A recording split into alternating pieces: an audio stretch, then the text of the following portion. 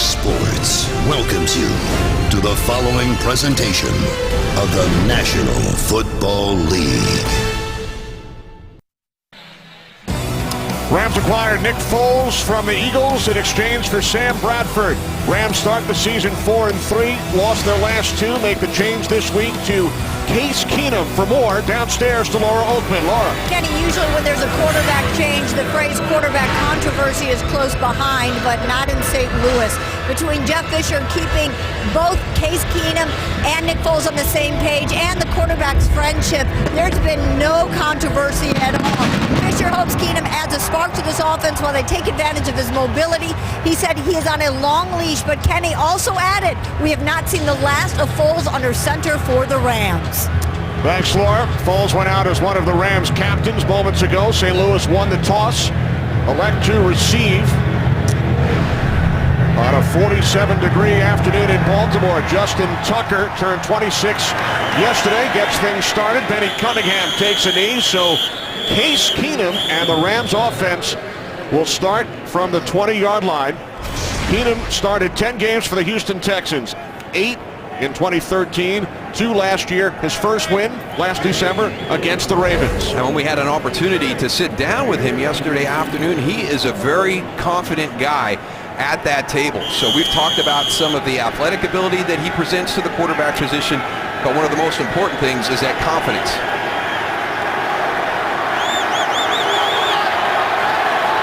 Keenum and the Rams start from the 20 on first down with Todd Gurley in the backfield, off the fake to Gurley. Keenum with time, he throws out across the 35-yard line. It is Kenny Britt as C.J. Mosley attempts to strip the ball away. A gain of 16 and a Rams first down.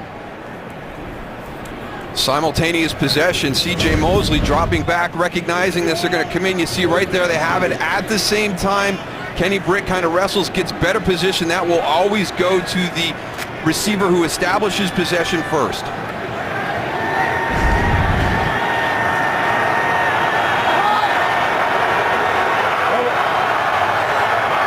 Two tight ends set. First and 10 from the 36-yard line. This is Gurley. Gurley gains 2 out to the 38.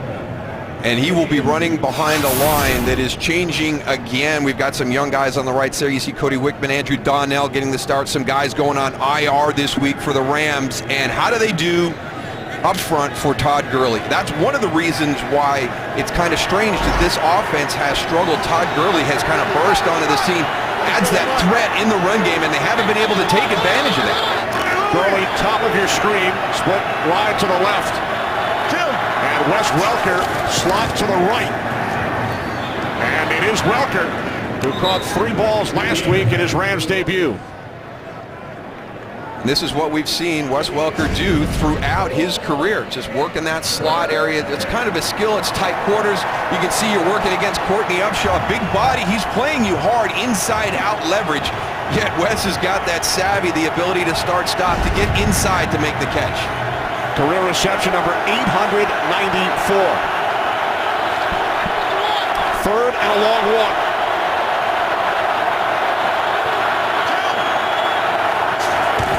Keenum on third down. Hands it off to Gurley, and he cannot get there. Brandon Williams makes the stop. Well, that's good rallying up by the Ravens defense, because Todd Gurley is one of those guys who has that sneaky strength inside. Watch, he's about ready to kind of push this pile and come out, and there you go. There's that extra little bit by Brandon Williams and Courtney Upshaw to make sure he's short. So the Rams will send out the punting unit. Saw Jeff Fisher asking the officials to pump up the clock, the play clock. Lardarius Webb is back deep. Ravens releasing their return man Jeremy Ross earlier this week. He's now in Oakland. And a penalty marker prior to the snap.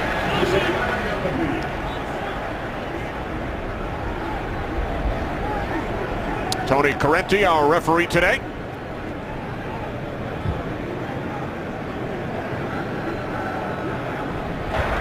False start, offense, numbers 34 and 38. 5-yard penalty, remains 4th down.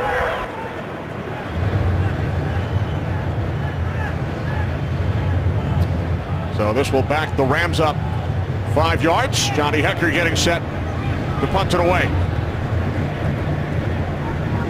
Swirling winds here in Baltimore. Yes, all this morning too. It'll be interesting. It's one of the elements of weather that plays a big role. Webb lets it go.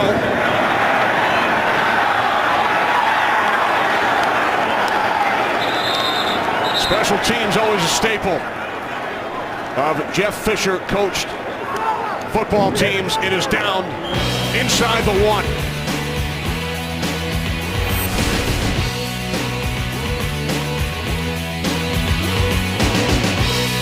This game is sponsored by Southwest. Transparency, low fares, nothing to hide. Ravens pin deep. They start from their 2. Flacco throwing out of the end zone to the fullback, Kyle Juszczyk. As we check out the 10th ranked Ravens offense. You see the record by Joe Flacco against the NFC. He's having a really nice season this year. I think one of the things that impresses me about Joe Flacco is when you meet him, he's very easygoing. You know, it's never anything that's a concern. He's not on that emotional roller coaster up and down. On 2nd and 4, this is Justin Forsett. Good second effort, has a first down. Still on his feet. Forsett out to the 17-yard line, a gain of 8. Well, the Rams better get that cleaned up right now. They had 2 explosive plays up near 80 yards last week against the Chicago Bears, and a lot of that had to do with poor angles and poor tackling. And here is an early example of it in the Rams game, or this game here to start off. Forsett comes in as the 10th leading rusher in the National Football League.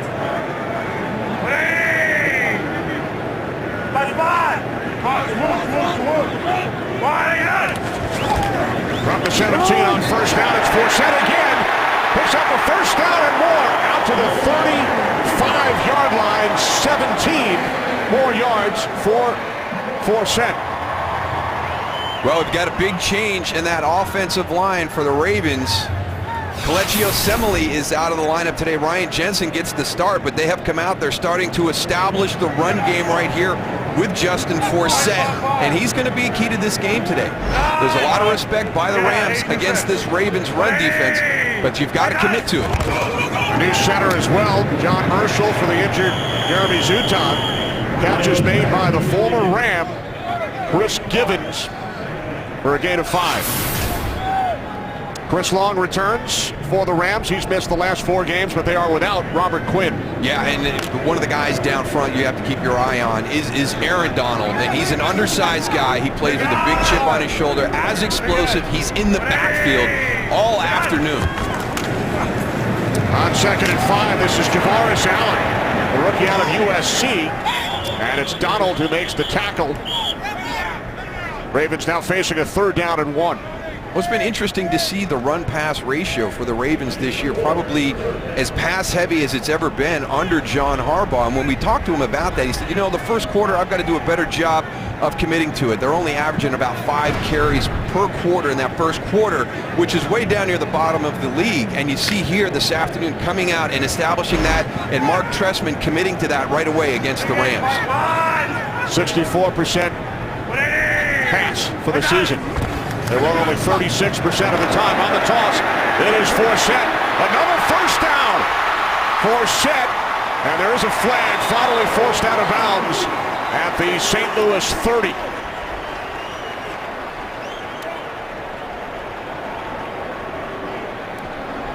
Eugene Monroe, the left tackle, did a real nice job getting that edge secured to allow Justin Forsett to turn the corner.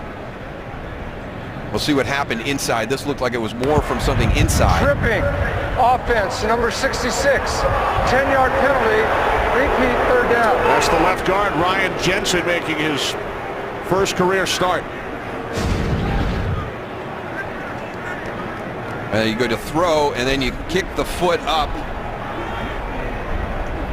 That's a tough one right there. A lot of times when you see the tripping call, it's very definitive that you've missed the block and then your reaction is to try and throw that leg up to make the trip. It looked like Ryan Jensen got a good piece of him as he went down low to get that cut block, and that was just the legs coming up in the air.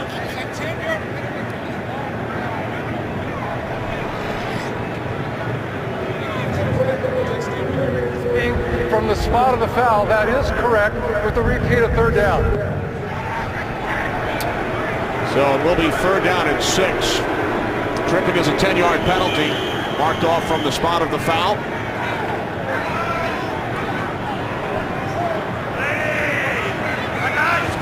From the 39 on third down, Flacco stands in the pocket and then throws. The pass is short, intended for Kamar Aiken. Nick Fairley with the pressure on Joe Flacco. Now, one of the things that the Ravens are going to have to account for today is the pressure package of the Rams. You see that line of scrimmage all crowded with Ram defenders. Block everything up, trying to get the ball on the quick out, a little bit underthrown to Kamar Aiken.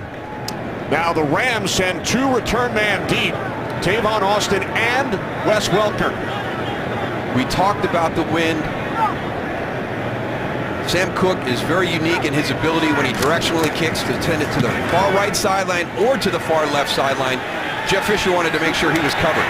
Taken at the 5 by Welker, crossing the 15 and then steps out of bounds. Second possession for the St. Louis Rams, and their star running back, the rookie out of Georgia, who was born right here in Baltimore, Todd Gurley.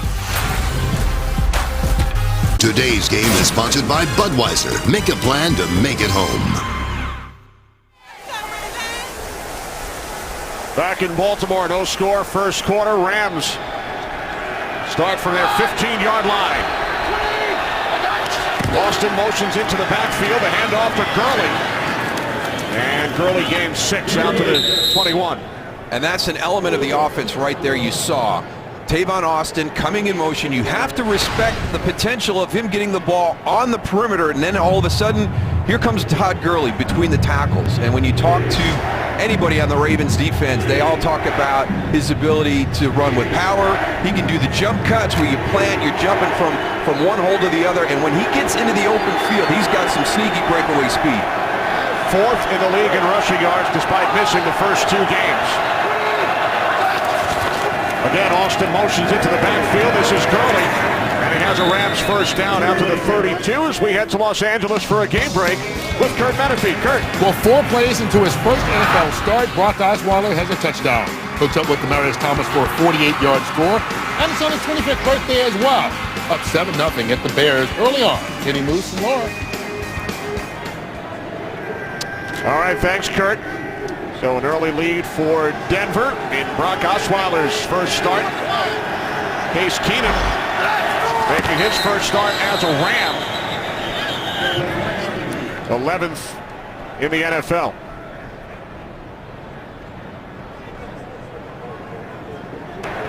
False start. Offense, number 71. 5-yard penalty, remains first down. That's the left guard, Garrett Reynolds. You know, one of the other things that you never think about with a quarterback change is the rhythm of the cadence, just the call of the play in the huddle. There's so many other dynamics that are a challenge for an offense when you make that change at quarterback that we really don't think of.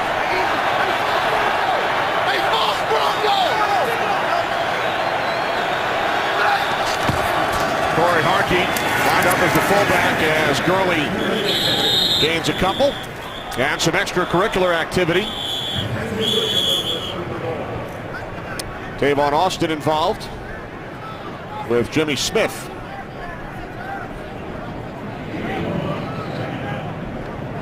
He's going to be another element in that run game. We've seen him used to hold the run defense in position as they motion him across the formation. But I tell you what, he's a dangerous guy as an element of that run game on the perimeter.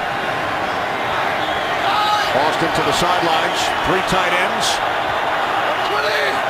Second and 13. Keenum fires downfield, overthrowing the tight end Jared Cook. 3rd and 13 upcoming for St. Louis. With the ability to bring in that 3 tight end set When you talk about Lance Kendricks, Corey Harkey, and right there, Jared Cook, the athletic tight end, and you're thinking run game. You've got Todd Gurley in there. Automatically, as a defense, you've got to think run, but St. Louis can open that formation up. They've got a couple of guys who can get down the field as tight ends. Frank Cignetti, the offensive coordinator.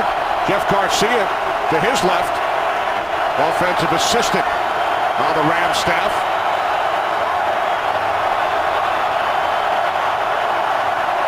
Rams must get to the 36 for a first down as Keenum throws it out of bounds. No Ram in the vicinity. Kenny Britt ran the inside route in case Keenum threw it outside. Come to the line of scrimmage, you're getting everything set. He's motioning out towards Kenny Britt. You can see him come into your frame, running an inside route. There he is at the top, and that ball goes outside. So Hecker out to punt for the second time. Kalen Clay back deep. He's making his NFL debut today. Drafted by Tampa Bay. Signed off the Lions practice squad. Rookie out of Utah. Short kick. Very un-Hecker-like. Great field position for the Ravens. They will start from the 40. Only a 38-yard punt. A's Game on Fox is sponsored by the Ford F-150. Every other truck is history. By Pizza Hut's Triple Treat Box. Make any night a holiday. And by T-Mobile. Ditch your carrier and switch to the Un-Carrier. No score, 5.5 remaining first quarter from just south of the Inner Harbor. We'll look at the former Ram, Chris Gibbons. Played in 3 games with St. Louis earlier this season. Play action on first down, and Flacco dumps it off to the tight end, Crockett Gilmore. And Gilmore takes it all the way to the Rams' 40-yard line, a gain of 20. We talked about the tight ends that the Rams can roll out. The Ravens can roll out a pretty good group as well. There's Crockett Gilmore, number 80 right there, going to go down low and then spin out. Good sell right there, good patience to get that open in the flat. You talk about Crockett Gilmore, Max Williams, Nick Bohl inactive today, but they've got a good little group of tight ends here too as well. From the St. Louis 41 as Forsett is thrown back by one of your favorite players to watch, Aaron Donald. I tell you what, he is so difficult to block, and Justin Forsett is still down. Aaron Donald's going to be right here. Arm over into the backfield immediately. Loss of 5 on the play. We'll be back. And the Ravens medical staff still out working on Justin Forsett. John Harbaugh that as well. He gets the right arm trapped, and he's got a serious injury to the right arm. And Aaron Donald into the backfield quick. You're going to see as he makes the tackle, it kind of traps this right arm as he spins down. It goes down hard, and he's got a serious injury to that right arm. Forsett in his 8th season went to the Pro Bowl a year ago. Heads off to the sidelines as we check in with Kurt Menefee. Kurt. All right, we check in with another backup doing well today. Mark Sanchez getting the start for the injured Sam Bradford. Finds Josh Huff, who takes it in from 39 yards out. And the Eagles are on top of the Bucs, 7-0 in the first quarter. Kenny Moose and Laura. All right, thanks, Kurt. Tavares Allen replaces Forsett. This is Jeremy Butler, second-year receiver, taken down by Nick Fairley after a gain of 7. One of the challenges this year for the Ravens coming in, trying to replace the production that was lost when you lose Torrey Smith and Owen Daniels on the outside as your receivers, Dennis Pitta out. You're trying to find that. Now, Jeremy Butler has stayed with us during the course of the season, has really showed John Harbaugh at practice he's playing faster, he's making plays during practice, wants to get him more involved with this offense. 3rd down and 8. Ravens must get to the 31 for a first down. Short pass from Flacco. It's Butler again. He breaks free and is tackled a yard shy by the Rams' all-time leading tackler, James Laurinaitis, down at the 32-yard line. The two of the more physical teams when you talk about their reputation around the NFL, and we're going to see a lot of hustle to the ball. You've got to protect that ball at all points. on the field. You could see that come out late. And the then referees are sorting bounds. through it. Yeah, Fourth down. Laurinaitis came down out of bounds. So it's 4th and 1 from the 32. And John Harbaugh sends out the field goal unit. Justin Tucker, one of the best in the business, celebrated his 26th birthday yesterday. This will be a 51-yard attempt. His season long is 52. Career long 61. And now the challenge flag has been thrown by Jeff Fisher. It looked like, and Tony Corrente announced that Laurinaitis recovered the ball out of bounds following that tackle of Butler. Let's take another look. Remember, if any part of the body is out of bounds, then the player St. Louis is challenging considered the ruling on out the of field bounds. that the ball was not fumbled and that the runner was out of bounds.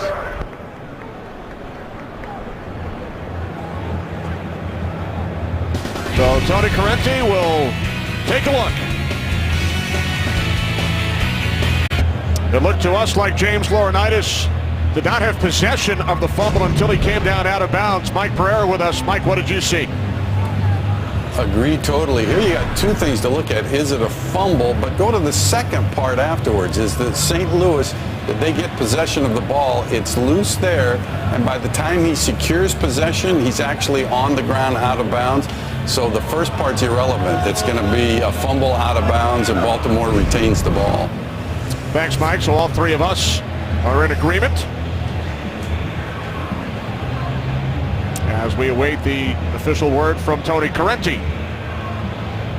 After reviewing the play, the Baltimore receiver fumbled the football, but it rolled out of bounds and was out of bounds at the time a St. Louis player touched it. Therefore, it remains Baltimore's football, and St. Louis will not be charged with the timeout.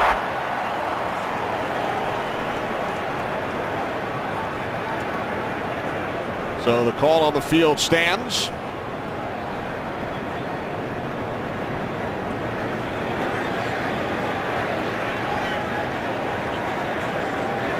Now, Tony Corrente said St. Louis would not be charged with a timeout, but they will be.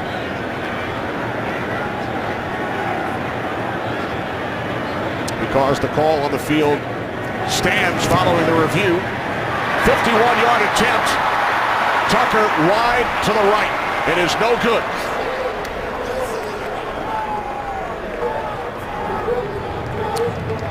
So Fisher loses the challenge. Ravens miss the field goal. Rams get the ball back. All right, let's check back in with Mike Pereira. Mike.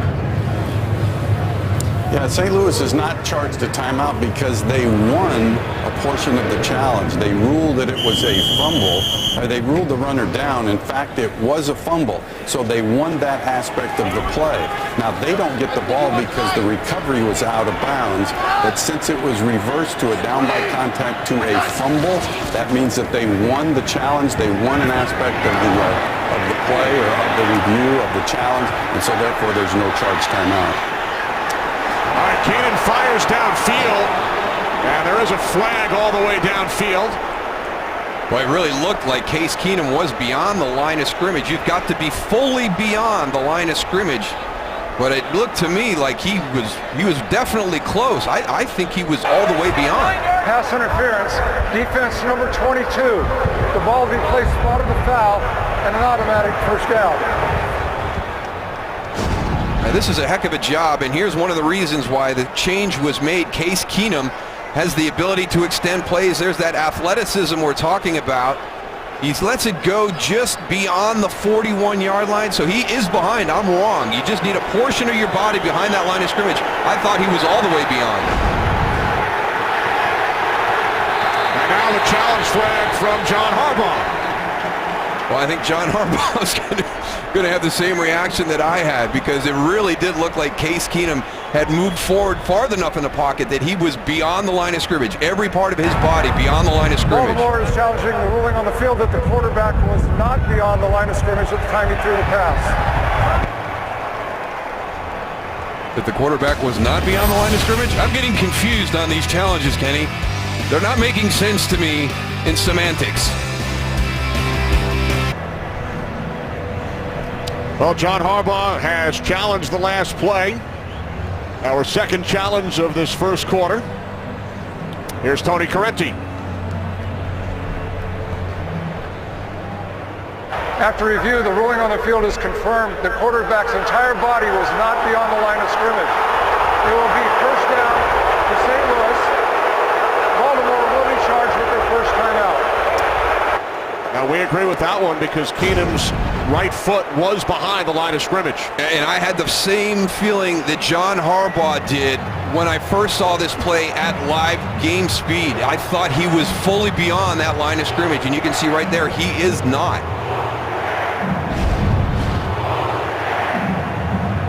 Well, despite the reaction from the fans, that is the right call. And to clear up the St. Louis challenge, Jeff Fisher keeps his timeout, as Mike explained, because the initial ruling on the field by the officials was no fumble, although the ball did come out. They ruled no fumble. So that part of it was reversed. So now first and goal for Keenum and the Rams from the 10. Here's Gurley. Todd Gurley down to the 6, gain of 4. A lot of respect for Todd Gurley and his ability, and the scary thing about him is Jeff Fisher has said this, and when we spoke to Todd Gurley yesterday, he confirmed this. He's not quite 100% back. He still worries about the knee a little bit, not to the point where it's going to affect him, but he's not where he thinks he can really kind of cut things loose. So as good as he has looked so far, he says he's even going to be better towards the end of the season and definitely next year. Second and goal. Austin motions into the backfield. This is Gurley. And Gurley takes it all the way down inside the 1. I mean, it looks like he stopped at the 3. I mean, that is that sneaky power. He's really good at getting in behind his guys and getting lost. Some running backs do 1 or 2 things well. Todd Gurley does a lot of things well in that position. Watch him get in behind the big guys. Keeps a good body lean. I mean, I'm thinking he's down at the 3-yard line. He's inside the 1. Rams send in an extra blocker. Demetrius Rainey.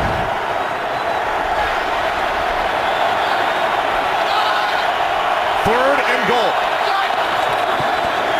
Gurley. He's in. Touchdown.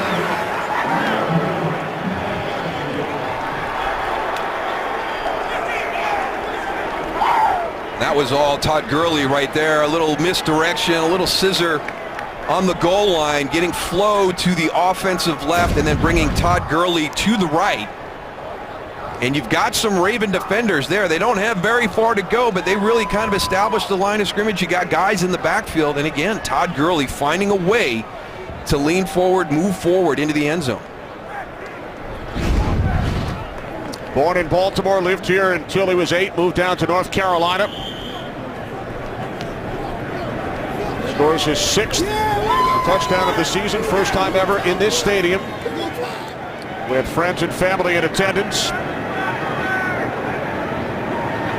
Greg Zuerlein adds the extra point.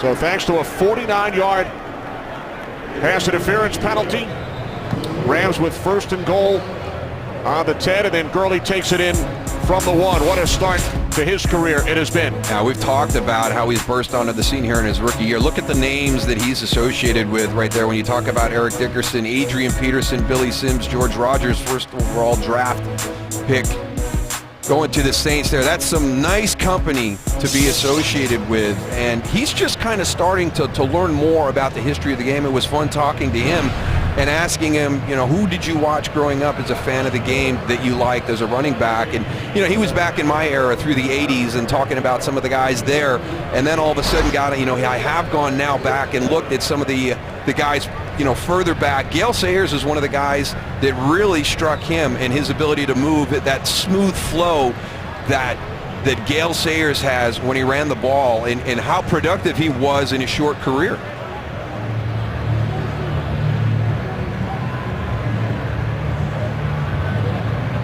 So Gurley has given the Rams a 7-0 lead. Just over 2 minutes remaining, first quarter. Raheem Mostert, the rookie out of Purdue, is back deep for the Ravens.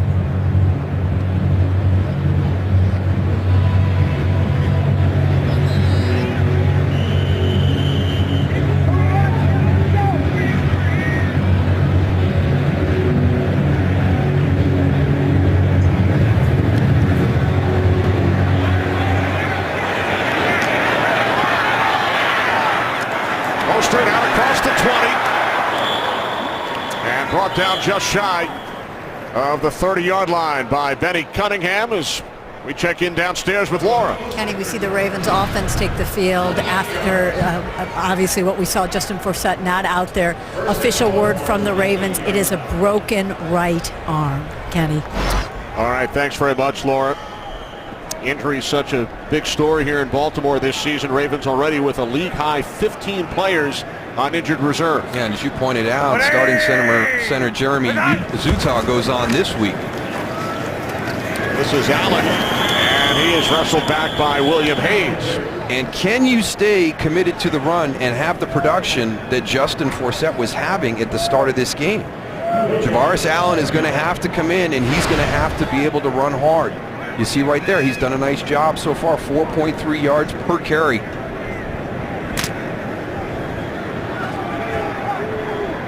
He rushed for over 1,400 yards last year at USC. Allen shifts into the backfield on 2nd and 10. High snap from the new center, Urschel. And the pass is caught. Taken out to the 37-yard line by the tight end, Gilmore. As we head to Los Angeles, check in with Kurt. Well, after Cam Newton threw a pass to Mike Tolbert to take a 14-7 lead with a touchdown, on the ensuing kickoff, Andre Roberts ran it back 99 yards. Washington giving Carolina a fight. All tied at 14 as they get ready to start the second quarter. Kenny, Moose, and Laura. All right, thanks, Kurt. Starting first quarter in Charlotte. Redskins look for their first road victory. Catch is made by Kamar Aiken. Picks up a first down for the Ravens. Yeah, and you could have a cold on Chris Gibbons here when he was blocking downfield. Flag thrown at the end of the play after Aiken gained 10. Coming out of that bunch. Oh, actually on the inside. I had Chris Gibbons circled, and you can see the hold there. Pass interference, offense number 87 blocking downfield. 10-yard penalty, repeat third down. So it's on the tight end, Max Williams. I'm 0 for 2 here, Kenny. So he's going to be the guy at the point.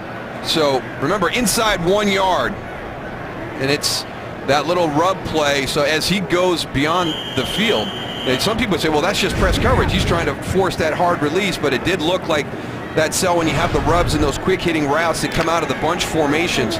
One of the things the referees are really looking at, not beyond 1 yard, beyond the line of scrimmage. You cannot have contact as an offensive player. He wrapped up LaMarcus Joyner. Third down and 11 following the penalty. As Flacco fires, he was looking for Chris Gibbons. Trumaine Johnson on the coverage.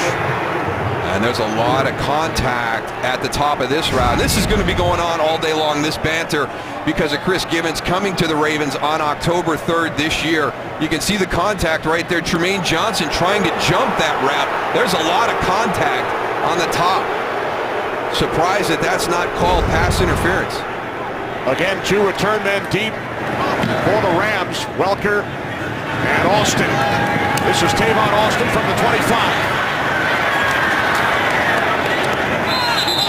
Austin out to the 29, so Case Keenum and the Rams offense back out on the field. They lead 7-0. What have you seen from Keenum so far? Well, I think the biggest thing is on the big pass interference penalty that was really one of the key plays in the Rams getting the touchdown on their last series was exactly what Jeff Fisher talked about, the ability to extend the athleticism at the quarterback position. This is a team that's really struggled with the offensive line, had a lot of young guys in the lineup early in the year. They've had some injuries, had to put some guys on IR, so they continue to try and build that chemistry in the offensive line. They felt that Case Keenum gave them a better opportunity in that regard.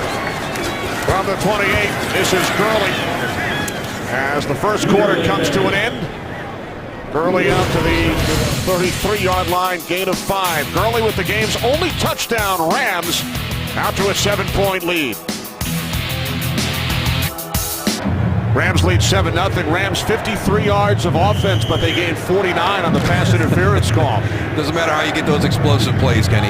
But, give Case Keenum some credit right there, because if he's not able to extend that play and take that shot down the field, you don't get that pass interference call. We begin the second quarter. Second down and 5 for the Rams from the 33-yard line. The handoff to Gurley. And there is a flag.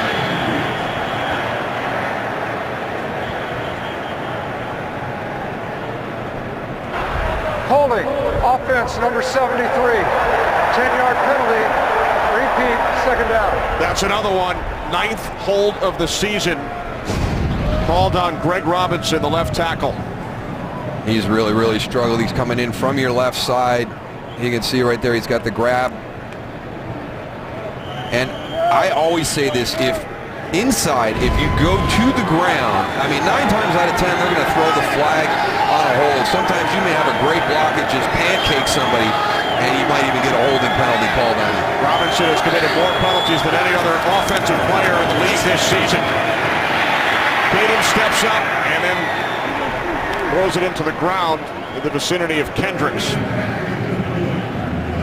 We got a couple of guys slow getting up right now, one from the Ravens and one from the Rams. Elvis Dumervil for the Ravens, slow getting up, and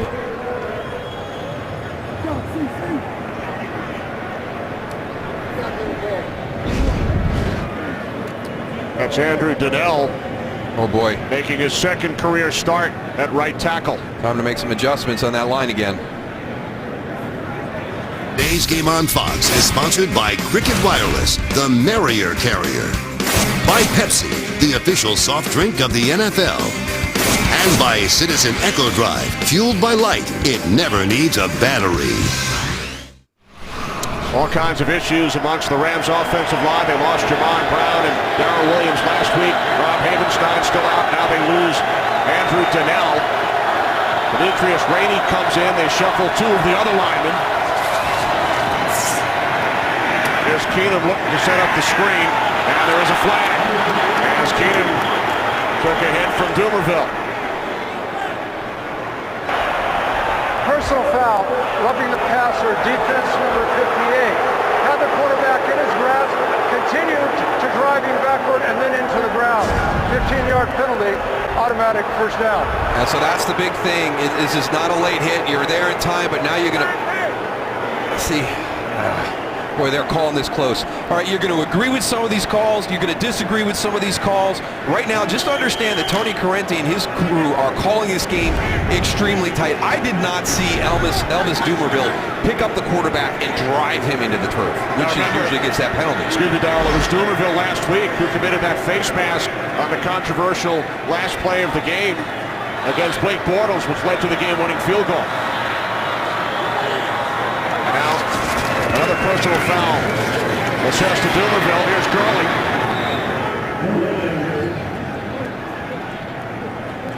So we talked about the Rams' issues on the offensive line.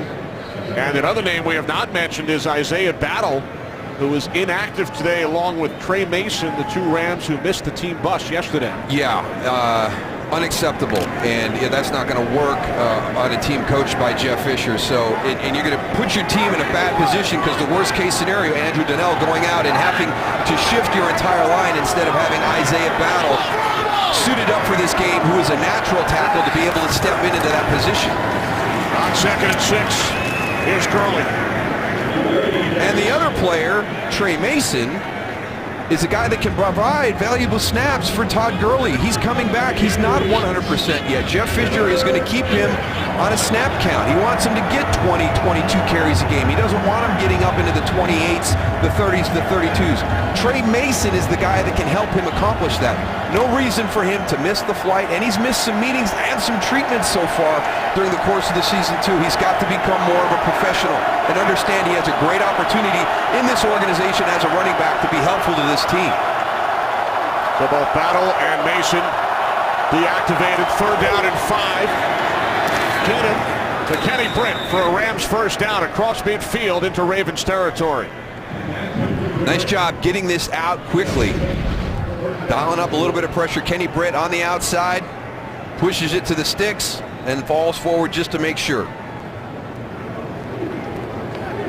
And we just have not been able to get any type of rhythm established here by either offense.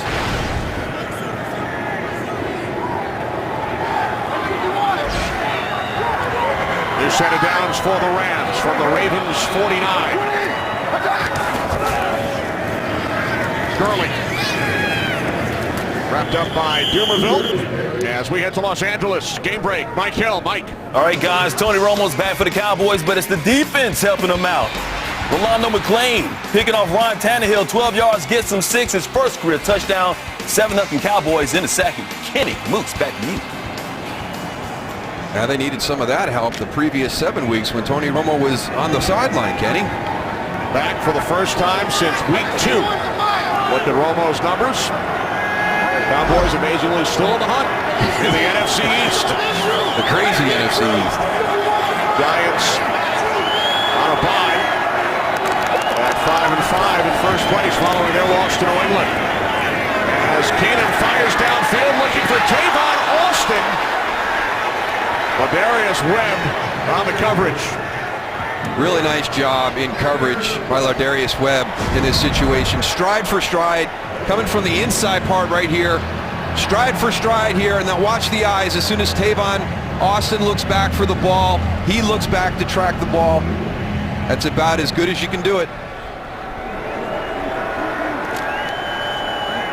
Tavon Austin returning home, 2-time Maryland Player of the Year, out of Dunbar High School here in Baltimore.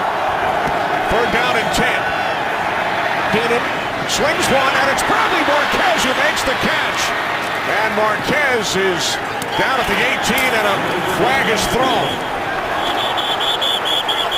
And now some more extracurricular, another flag, and a third.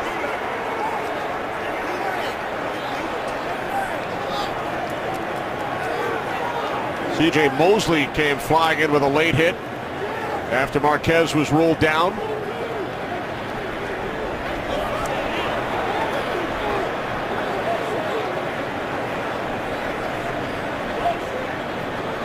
"31-yard connection from Keenum to Marquez." Nice job by Case Keenum, trusting the protection in that pocket, standing in and making that throw. They had a blitz coming. Bradley Marquez, number 15, pushes it to the outside and then bends it back inside. Everything here is at the end. He's down. Mosley may have thought he was not touched. So there's the contact there. There are multiple fouls on the play that will offset and cause us to replay the down. Illegal block in the back. Offense, number 18. Personal foul, unnecessary roughness. Offense, number 71. Personal foul, unnecessary roughness. Defense, number 57. By rule, these penalties will offset, replay, 3rd down. So we've got an illegal block in the back called on Kenny Britt. We saw what happened at the end. So there's Kenny Britt at the top of your screen coming in to try and help. It's a pretty good sell job by Sharice Wright. Not a lot of contact right there to draw that block in the back. And then after that, I think you're right. I think C.J. Mosley thinks that Bradley Marquez is getting up to run, and then his teammate comes in to help him out, Garrett Reynolds. And we're going all the way back to the start. So a 31-yard play by the Rams coming back. We're going 3rd down all over again.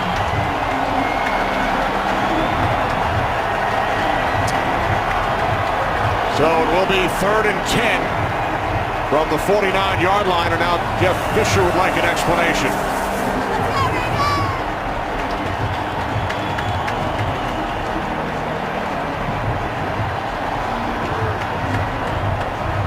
I feel better that Jeff Fisher, who's on the Competition and Rules Committee, is having trouble understanding some of the things here today, Kenny, because there's been a few situations where you're trying to work through it. About the enforcement of the penalty and the offsetting of the fouls, which is correct.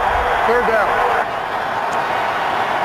All right, so Tony Corrente said that his announcements were correct as far as the offsetting penalties and the placement of the football. But you're right, Jeff knows the rules as well as anybody.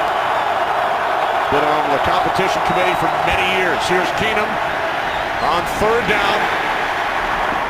He was looking for Britt. Rams will punt it away. And they're going to have to be careful on some of these comeback routes on the outside, because that was Sharice Wright. We saw him in great position on that last play, but we have also seen Jimmy Smith in great position. So Case Keenum better be careful on some of these late breaking out routes to the outside. Keenum just 3 of 8 in his first start as a Ram.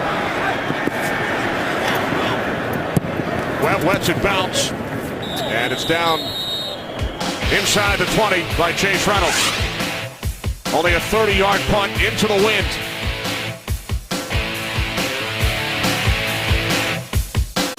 Arizona Cardinals atop the NFC West. Rams and Seahawks both 4 and 5. Rams have not yet lost within the division this year. They've won all 3 divisional games, but just 1 and 5 against every other team. Ravens back to work, trailing 7-0. Catch is made by Kamar Aiken. Janoris Jenkins, the tackle, gain of 6. And it was a situation last week in the game against Jacksonville. Penalties for the Baltimore Ravens. Before that play, total yards for the Ravens, 83. Penalty yards, 84. So, again, we talked about this. Tony Corrente and his crew are calling this game tight. We've seen a couple of calls that some people are not going to be happy with. Second down and 4. Flacco looking for the fullback. Juszczyk, it will be 3rd down. Very excited in the meetings yesterday when they were talking about Greg Williams and that Rams defense. They were worried about Juszczyk in the passing game. Very respectful of his abilities coming out of the backfield or even getting displaced out in formation. 24 receptions on the season for Juszczyk. Fullbacks are tough to cover.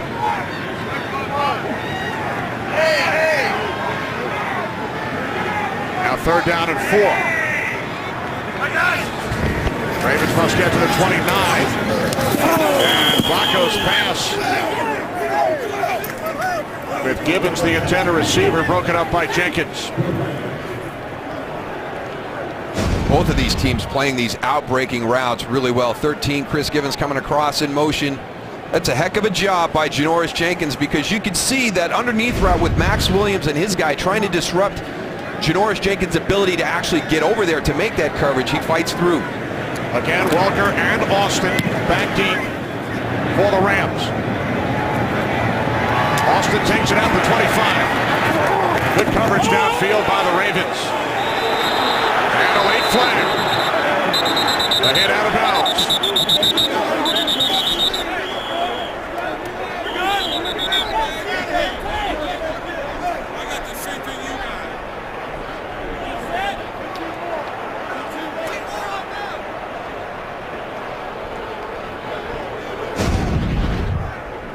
You're going to see Tavon Austin go out of bounds. It's going to be a late hit out of bounds, completely into the white. Terrence Brooks coming up. Obvious, easy call on the late hit.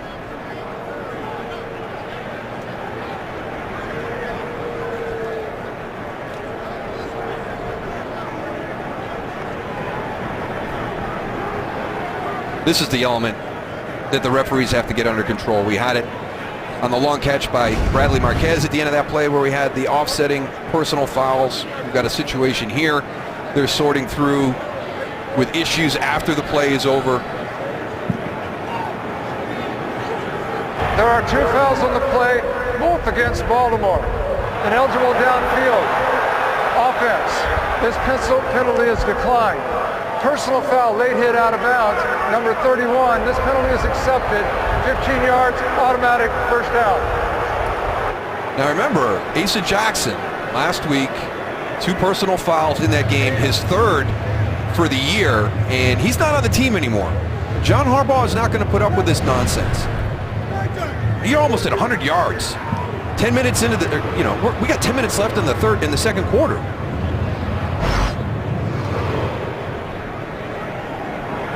More penalty yards assessed to the Ravens than yards on offense for Baltimore. Terrence Brooks, that last penalty, making his return, missed the last 4 games due to a thumb injury. So excellent field position for the Rams. They start from the 43 and Gurley gains 4 on first down out to the 47-yard line. He's just smooth. We saw the power down at the goal line when he was getting yards that were virtually not there. And on that one, now you see just the smoothness and the quick feet as he navigates his way through the line of scrimmage. He's impressive to watch. They've kept him contained a little bit. You see right there, he's not even quite at 3 yards per carry. He does have the game's only touchdown.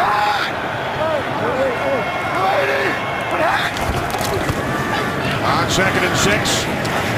Gurley, good second effort.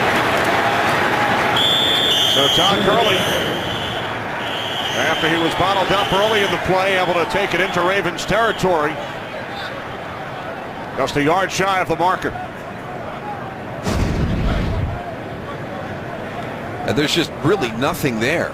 And this is very impressive. Guy's got that good feel. Can Slippery be a quality of a running back there, Kenny? Sure. Amazing when you think back to the injury he suffered last year, the torn ACL. We asked him about it. He said, well, during my years at Georgia, 25 guys had torn ACLs, so I knew it wasn't that big a deal. Not that big a deal. It's just a torn ACL. Third down and 1. And it's Brandon Williams breaking through to bring down Gurley. Well, they've run the ball effectively. They get into these third and short situations. They have struggled. And there's number 98, Brandon Williams. We talked about Aaron Donald on the Rams side. And here's a guy trying to make his mark for the Ravens in that defensive line up front. Williams, a Missouri native, attended Missouri Southern State. Becker punting for the 4th time. Fair catch is called for at the 11-yard line by Webb. You're not going to believe this, Kenny. There's a flag down. What a shock.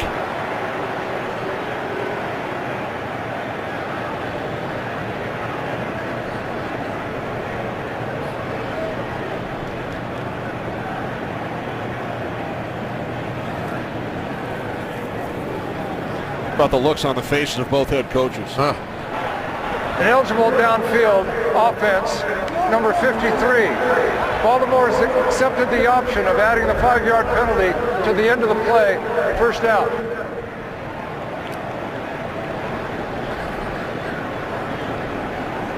That's on Darren Bates, so Joe Flacco and the Ravens offense back on the field. This game is sponsored by Visa Checkout, the easier way to pay online. Sign up now. 7-0 lead for the Rams over the Ravens, who start from their 16-yard line. Ravens without Justin Forsett, suffered a broken arm earlier. Another flag as Allen takes it out to the 22. Holding offense number 64. This penalty be assessed half the distance to the goal. Remains first down. That's the center, John Urschel. He's going to be under center. There's number 64 coming up. Working against Nick Fairley. We might need to enlist the help of Urschel and his math skills to calculate the penalty yards today. We're getting beyond the ability of the calculator right now, Kenny. First down at 18.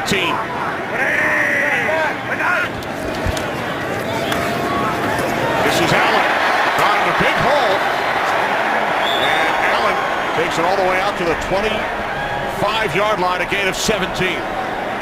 This is nice because he's got a little bit of patience here and he allows this play to develop and winds it back. Good patience by Javaris Allen, and then at the end, getting down, matching the pad level of Rodney McLeod. Gets a couple extra yards. Second down and 1, it's Allen. And he has a Ravens first down out to the 29. Impressed by this Ravens run game here this afternoon. This is a Rams defense. We all know the number of first-round draft picks that are in that front. Robert Quinn's not in the lineup today, but they've got good backup players as well. As right there you see William Hayes, Eugene Sims, number 97. This is a good front, and Baltimore is really running the ball well.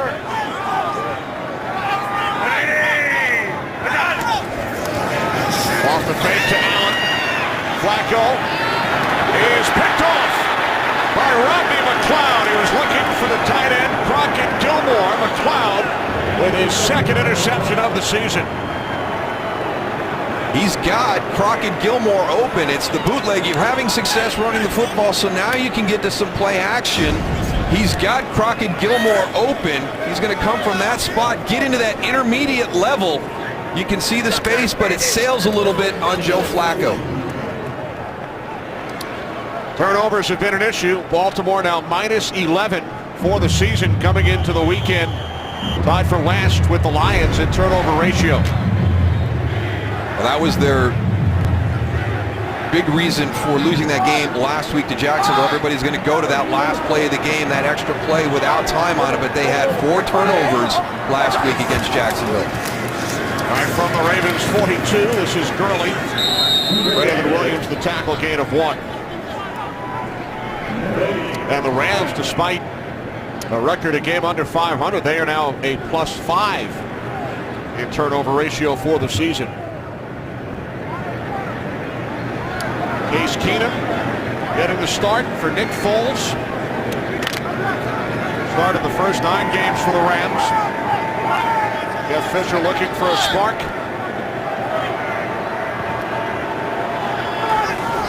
On 2nd and 9 off the fake to Austin.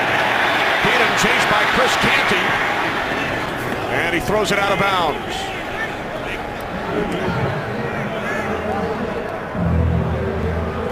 For an update on the offensive line situation downstairs to Laura. The ever-changing offensive line, Kenny, which keeps changing. We saw Andrew Donnell come off the field, couldn't put any pressure down on that knee of his. He is out for the game. The Rams official report is knee injury. He is out, Kenny. All right, thanks, Laura. So Wickman moved to left guard. Rainey in at right guard, and Reynolds moves to right tackle.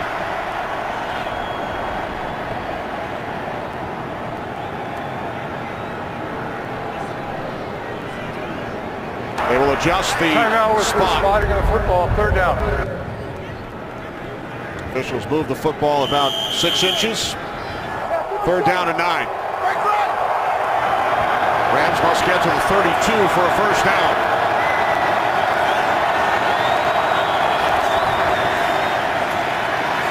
Keenum again under pressure. Chased by 3 Ravens. Now he throws, and the pass is short, intended for the tight end, Jared Cook.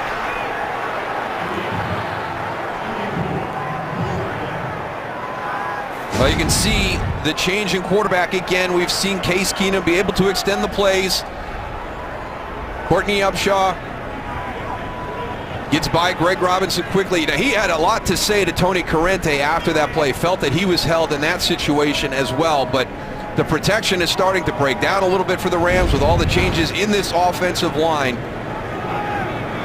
And Case Keenum, they have out there for that athleticism. So the Rams, with terrific field position on their last 2 possessions, go 3 and out on both. Hecker punting from midfield. And Webb will let it go into the end zone for a touchback. 5.5 remaining, 2nd quarter. Flacco and the Ravens offense back out, trailing by 7. Well, we came on air saying you are who your record says you are, and John Harbaugh would not allow his team to be fined by that. You saw that graphic with all those mistakes. I understand about the improvement and the potential, but right now this Ravens team is playing like a 2-17 up until this point. It's Allen on 1st down. Laurinaitis the tackle. The Ravens team that has won only 2 games this season. They've had a 2nd half lead in 5 of their 7 losses. First team in NFL history to have their first 9 games in a season all decided by 8 points or fewer. If you're going to play tight games like that in the 4th quarter, you can't have those types of mistakes during the game. On 2nd and 8, it's Allen tripped up as we head to Los Angeles for a game break. Mike Hill. Mike. Cam Newton showing you why he's an MVP candidate this year. Already with 4 touchdown passes in this game. That's already a career high. That one to Greg Olsen for 5 yards. 28-14 Panthers over the Skins. Kenny Moose, back to you. All right, thanks very much, Mike. Panthers looking to maintain their perfect record. That is Michael Brockers, the injured Ram. And somebody that Greg Williams told us, defensive coordinator for the Rams, was playing as well as anybody that plays down inside in that nose technique area. Michael Brockers' penetration up the field and then just gets caught up in all those piles.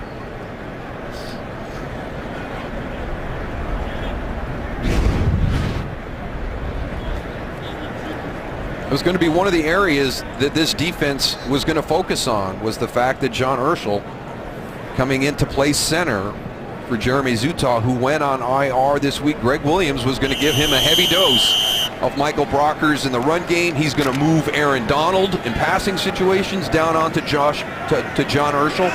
So he's going to have a tough day here this afternoon. We'll see how he holds up. Nick Fairley now in Brockers' spot. As Flacco throws and knocked out of bounds, a yard shy of the marker was Jeremy Butler. Nice defensive play, LaMarcus Joyner. So the Ravens forced to punt it away. Yeah, and one of the things that they talked about defensively, Joe Flacco does a real good job of distributing the ball to all the different receivers. We're going to have to rally up and tackle. It's going to be one of our biggest, most important things in that game. That's a nice job right there with the pursuit and the speed to the point of contact to make him short of the first down. Austin and Welker back deep. Cook out to punt for the fourth time.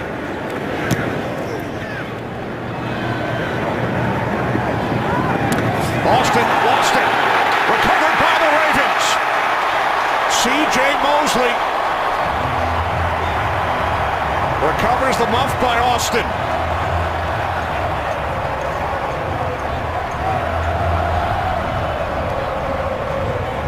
Looked like he misjudged that one a little bit, kind of shorted it, and at the end had to reach out with his arms to try and field it.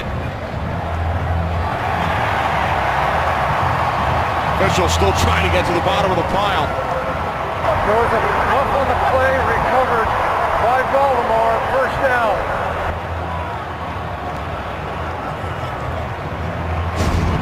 Gonna want you to watch the end of this. Doesn't get all the way underneath, and then all of a sudden at the last second he's got players around him and he's got to reach for it.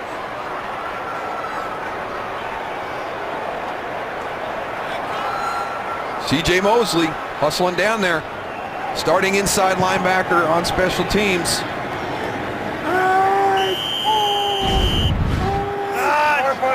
First and 10 for the Ravens from the Rams 31. This is Allen. Found a hole, takes it to the 24-yard line for a gain of 7. We talked about Todd Gurley. Now Javaris Allen showing us his strength, and gonna have to get that towel. What's he got? The belt, the jersey, just a handful of fabric kept him from a bigger run. Mark Barron the tackle. Allen in for the injured Justin Forsett, who suffered a broken arm earlier today. And this time Allen is stopped for a loss. Aaron Donald coming through to make the play. He spends an awful lot of time in the opposition backfield. Just one of those guys you look at, look at your size, your stature. You're going to play defensive tackle in the NFL, and anybody who buys into that nonsense and doesn't watch this guy on film when he was at the University of Pittsburgh and just sits down and talks to him, missed out on a great football player. Third down and 5. Taken inside the 15 by the tight end Max Williams for a Ravens first down, a gain of 12. Good job by Joe Flacco standing tall in that pocket, because Aaron Donald, that guy we're talking about, is going to come free, bringing Max Williams underneath the two vertical routes. Good throw by Joe Flacco allows Max Williams to catch it on the move and get turned upfield. Second round pick out of Minnesota. This is the deepest penetration by the Ravens offense today.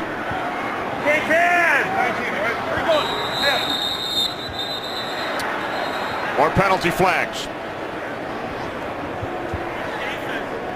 Might have 12 on the field for the Rams. 12 players on the defense in formation. 5-yard penalty. Remains first down. Can't sneak an extra man out, Greg. And there's really not, sometimes you could see that if there was a lot of personnel changes during the course of the game, but, it hasn't really been that way. Don't know what happened on that one. So the Rams had an extra player on the field. We hit the 2-minute warning here in Baltimore with the Ravens looking to tie the game. Get apps, videos, and more at itunes.com/NFL. 1st and 5 for the Ravens from the Rams 9. Flacco swings it out to Juszczyk. And he is tackled for a loss by Mark Barron. Mark Barron, he's a safety, but he's been being used now. He's down in the box a lot. 26 right here. He motions back in with Kyle Juszczyk. Finds his way out there. Look at all that open space. That's a good one-on-one tackle. Loss of 2. 2nd down and 7.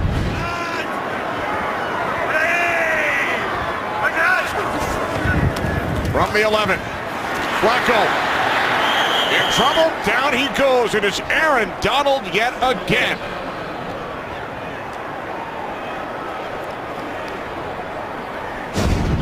You come into the game, you know about him, you know how well he plays, you know how often he's in your backfield, and they're still unable to get a block on him. There's 2 guys splitting the double team. How about that? That's what he told us. All right, we know you're working on different things. You're always looking for ways to elevate your game. What are you working on right now? Splitting the double team. I'm getting a lot of double teams. I got to figure out how to split the double team.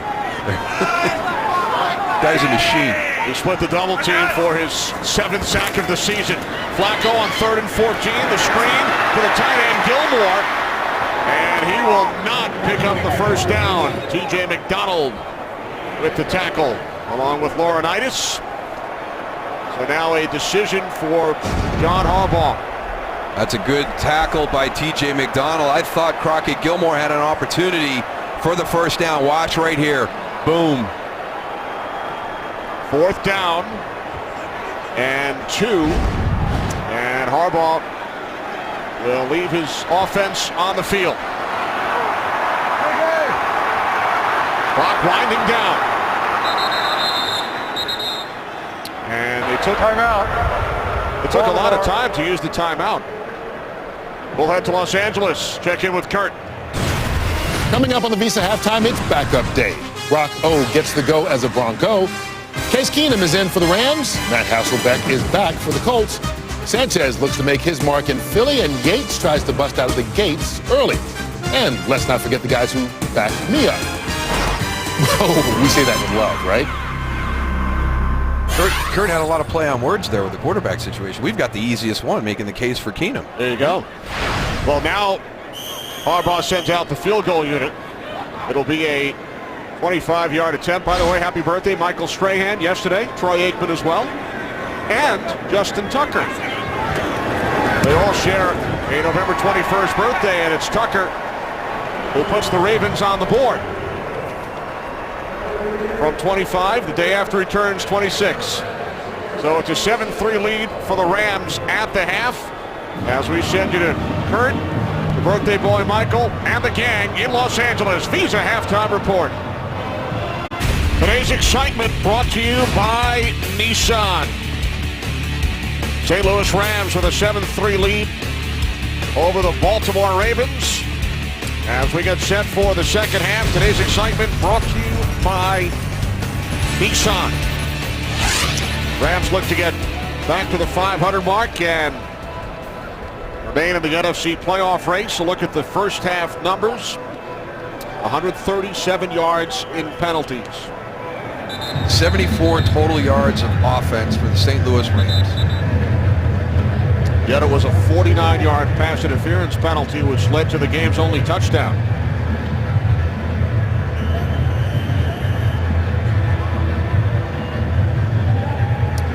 Wind again playing a factor.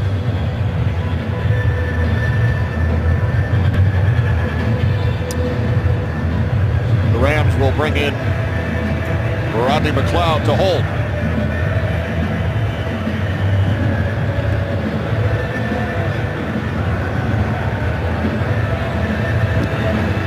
Second half underway in Baltimore. Mostert will not take it out. So the Ravens get the ball first as we begin the second half. They trail 7-3. What do you look for? Well, maybe a little bit of offense somewhere out there here in the second half. A lot of mistakes, both sides of the ball. I think the one thing that St. Louis talked about with Case Keenum is he's going to give us the opportunity with his athletic ability to get us out of trouble, to extend some plays. The big pass interference penalty came directly from that. The Baltimore Ravens really nothing positive until the very end of that first half. Tavon Austin fumbles the punt. They get it and they go down and get a field goal. Does that give them any type of lift here to start the second half? Good to see Michael Brockers back on the field for the Rams. He makes the tackle after Allen gained 2.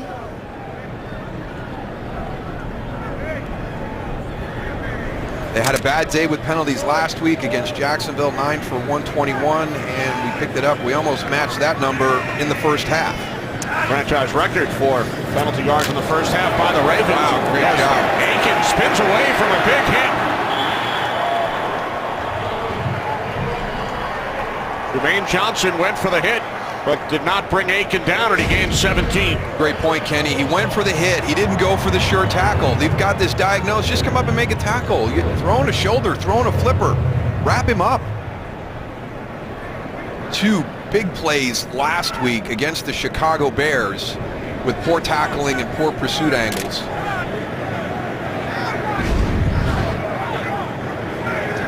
New set of downs for the Ravens, who lost running back Justin Forsett in the first half to a broken arm, as Flacco was about to be taken down as he got rid of it on the pressure from Matt Longacre. Matt Longacre getting an opportunity to play today. Robert Quinn out, Chris Long on a snap count, not fully back yet from that knee injury, making the most of that opportunity.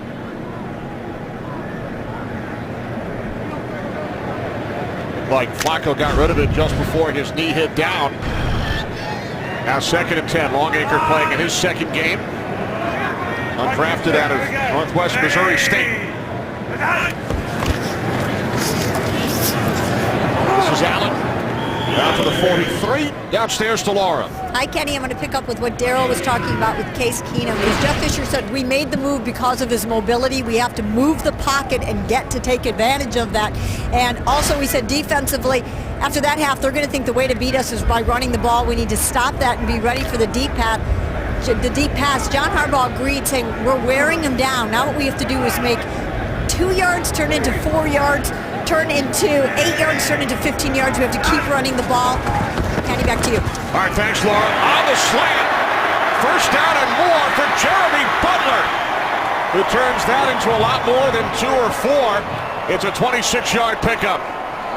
You get everybody spread out. You open that formation up, and it's man-to-man, and you can see why they were excited about Jeremy Butler at practice.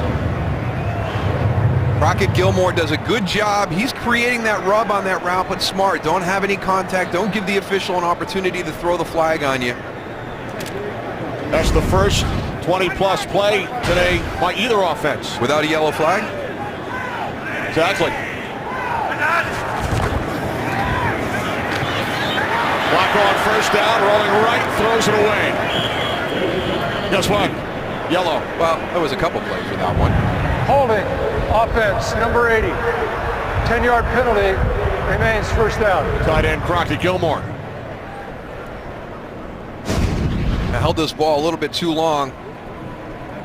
Working against Eugene Sims. That's one of those backup defensive linemen for the St. Louis Rams. They have tremendous depth through that defensive line, and to have guys like William Hayes and Eugene Sims to roll in there, that's tough duty for Crockett Gilmore in that situation. The Rams will take that matchup all afternoon. Sims playing a large role today in the absence of Robert Quinn. Now first down and 20. Play action. Flacco sets up the screen for the tight end Williams. And Williams lost the football, then pounced on it. Good sell job by Max Williams. He's working against Chris Long down here at the bottom. Going to let him go, then release into the screen. Rick Wagner, number 71, is going to flash right there. You just got to be able to get Akeem Ayers down. Maybe the potential for a bigger play. Good hustle down the field by Ethan Westbrook to knock that ball loose. Williams gained 8. Now second down and 12. On the delay, it's Allen. So the Ravens now staring at 3rd and long on their opening possession of the second half.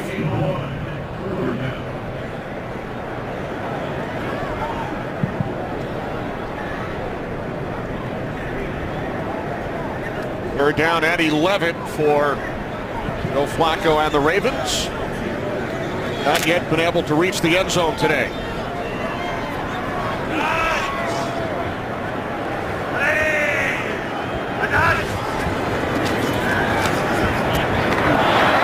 Pass intended for Butler. On another 3rd and long, Ravens averaging 8 yards to go on 3rd down today. Yeah, and throwing that one a little bit short. Again, watch, you're going to have a block down here. You're going to come, so this is a design play right there, or maybe that was just collision on the release. But you see quarterback and wide receiver talking to each other after the play. Obviously a miscommunication. So now John Harbaugh leaves his offense on the field. 4th down. It would be a 51-yard attempt. Wind is a factor today. So the Ravens go for it on 4th down and 11. Flacco throws a juice check, but not enough. Laurinaitis right there to make the tackle. And I don't understand in that situation, if you're going to go for it on 4th, take a short one on 3rd, and then give yourself a better opportunity on 4th. Dave's Game on Fox is sponsored by Southwest. Transparency, low fares, nothing to hide. By Burger King. Now get 10 chicken nuggets for $1.49 only at BK. And by Budweiser. Make a plan to make it home. Great to see folks ice skating at the Inner Harbor here in Baltimore. That's why we never skate together, Kenny, because that's what you'd have to do for me. I wanted to get out there with you yesterday. Off the fake end around. Keenum fires downfield short. And there's a flag. Brett, the intended receiver. Webb defending. This was number one. It was uncatchable. So it can't be PI, right? If it's PI, they've got to pick it up because that was not catchable. That was so underthrown.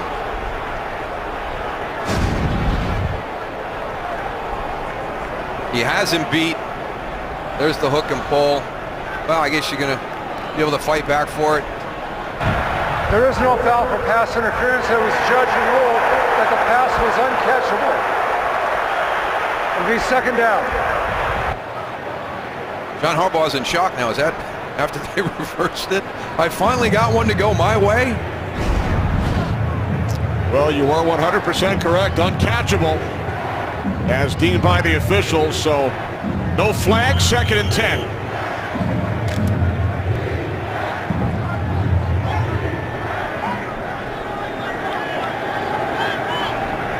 Rams only 74 yards of offense in the first half. They lead 7-3. On 2nd down, it's Gurley. Up the middle. Gurley to the 31. Gain of 3. Just not able to establish any consistency in that first half. You can see the series that the Rams had. The one touchdown on that 3-play, 59-yard drive coming on that big pass interference penalty down the field. 3rd down and 7. Keenum has not completed a pass, Darrell, since early in the second quarter. He's 0 for his last 6. Rams must get to the 38 for a first. 0 for his last 7. And that was not a good one right there. There's no pressure. You've got plenty of time in the pocket. It's delivered off target. You see right here, there's no threat. I mean, stand in tall, make your throw. You can see the frustration. Look at this right here. I mean, he's beyond the sticks. That's simple pitch and catch. You got to respect Tavon Austin's speed. He has an opportunity to snap it right at the markers and make a catch for the first down. Packer punts it away. Backpedaling as Kalen Clay takes it up at 5. What a kick. And Clay will be tackled by Darren Bates at the 12-yard line following a 63-yard punt, matching Hecker's season long. So you want to be a head coach? The ebb and flow of the game, the ebb and flow of the season for John Harbaugh and the Baltimore Ravens. It's been a tough time. They've had some crazy finishes during the course of the year. None more than last week, which John Harbaugh called gut-wrenching and unbelievable to watch how that game ended last week against the Jaguars. On 1st and 10 from the 12-yard line, pass off the mark, intended for Gilmore. Ravens wanted a flag following the push at the end of the play. Crossing the formation, a little rubs right there. TJ McDonald, a nice job finding his way through all the traffic. Just off the fingertips.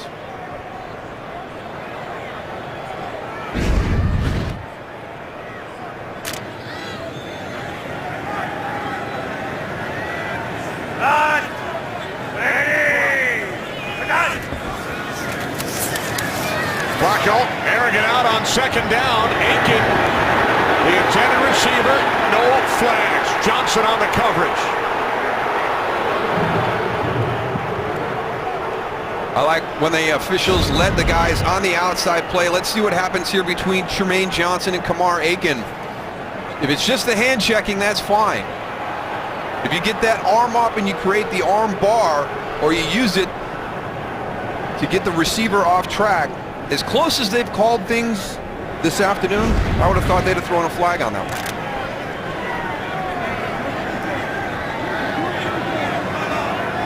So now it is 3rd down and 10 with the play clock winding down. Here's a flag. Ravens had an extra man in the huddle. Substitution.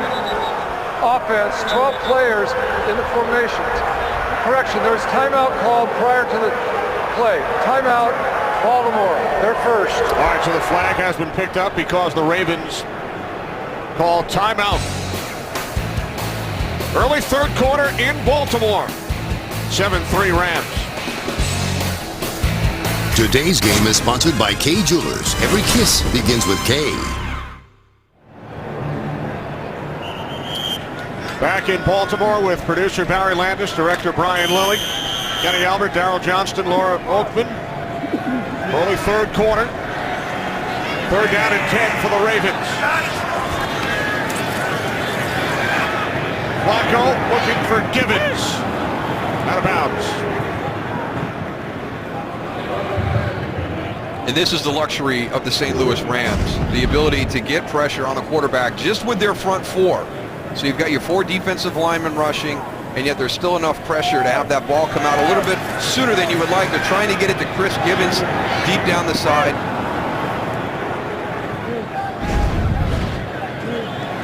But now Cook setting up in his end zone.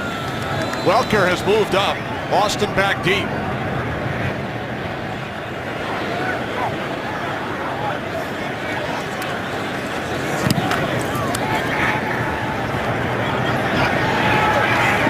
Austin, fair catch, 39-yard line.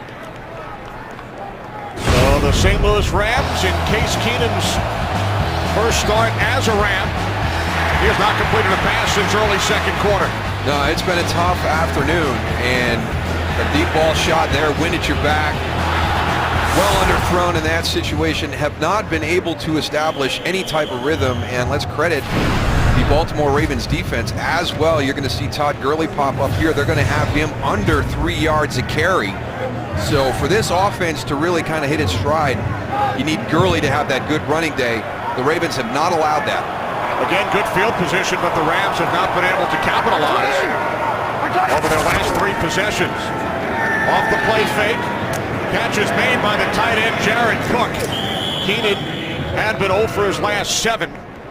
First catch for Cook today.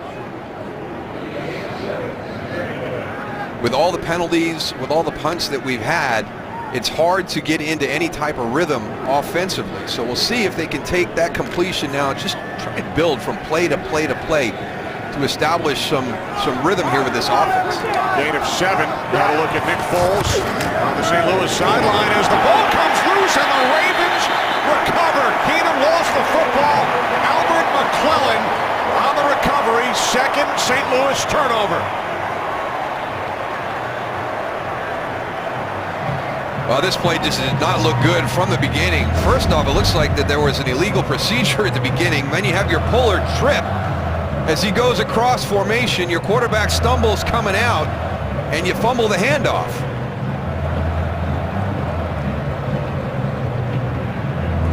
Looked like Garrett Reynolds, who moved over to the right side following the Donnell injury, got tangled up with Keenum. So the Rams turn it over. And the Ravens now with an opportunity. They'll start from the St. Louis 42.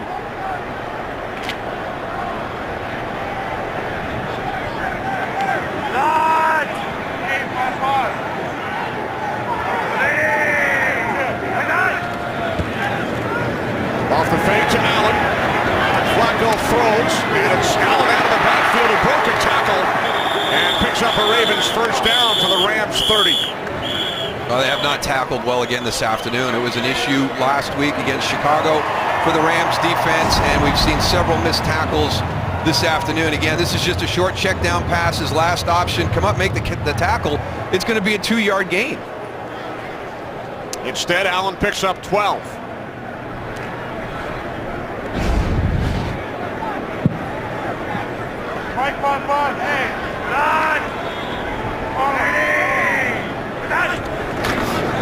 Allen.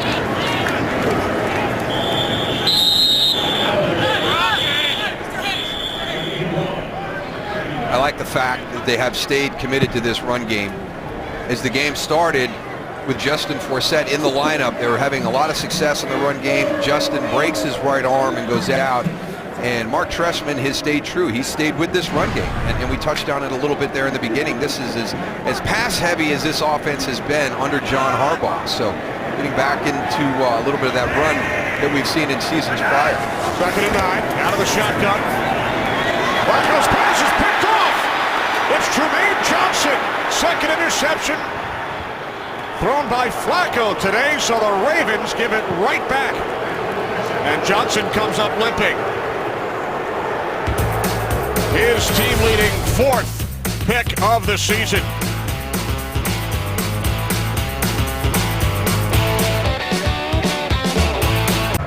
They had 4 turnovers last week in the second half. An opportunity right there after the fumbled exchange by the Rams for Joe Flacco and his offense in good field position to take advantage of it.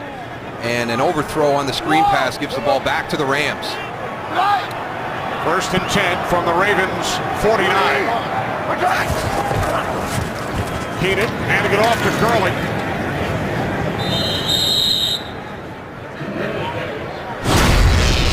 One of the biggest indicators for success and failure in the NFL, the turnover margin. The Rams fumble the exchange, give the Ravens great field position, but Joe Flacco has that screen pass sail on him a little bit, right to Trumaine Johnson. Each team has turned the ball over twice today. 2nd down and 7. On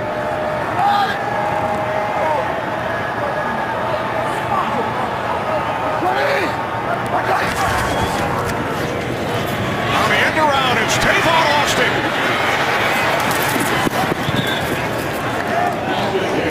Nice job by Lance Kendricks, because the Ravens are prepared for this play. They've been waiting for it all day. We've seen Seattle use it several times. Here's your key block right here, because the perimeter defender is going to be there to make the tackle. He plays it well as C.J. Mosley, but Lance Kendricks does a nice job getting across the formation to get the key block on that run.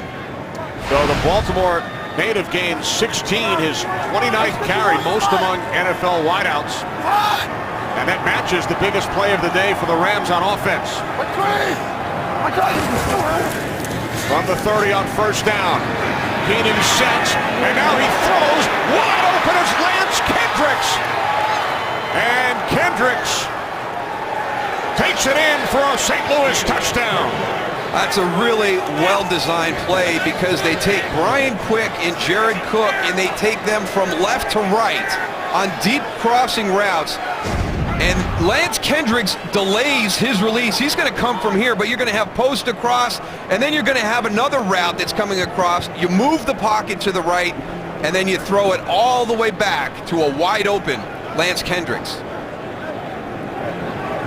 Rolled a touchdown on the field. All scoring plays are reviewed.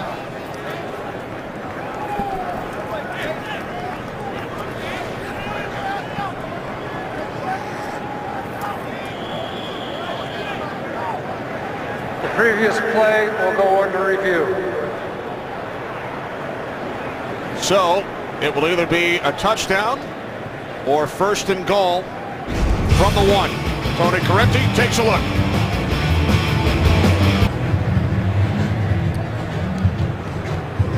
After review, the ruling on the field stands. Touchdown. So it is a Rams touchdown. Second of the season for Kendricks. Remember, you have to be inside or over the pylon. So, and you heard the call stands is called on the field. So not enough visual evidence to have a change, but a nice play design. Number one, we're talking about that goal line play and everything that Lance Kendricks did, but that was a very nice play design by the Rams. And the extra point is blocked. Remember, it can be returned this year by the defense. Zuerlein able to fall on it. Fall on it. He caught it and started to run, and then he saw those big bodies. Could be Chris Canty that gets the block. Greg Zuerlein's got it. I'm turning upfield. Whoa, there's some big guys out here.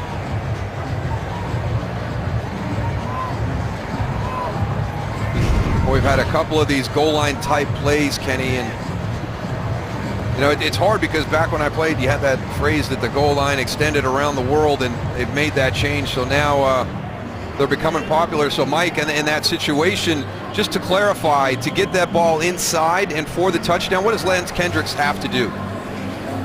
Yeah, it used to be we'd confuse everybody by saying the goal line used to extend all the way around the world. But if you're a runner going from inbounds to out of bounds and you don't touch down in the end zone, you now have to get the ball over the top or inside the pylon. Whereas before you'd reach your right hand out, have the ball in the left hand, and you could get a touchdown even though the ball got not close to the pylon. But now it's a great rule change saying that, again, the runner going from inbounds to out of bounds, reach that ball back inside, get it over the top or inside. There was not enough really to prove one way or the other on this play.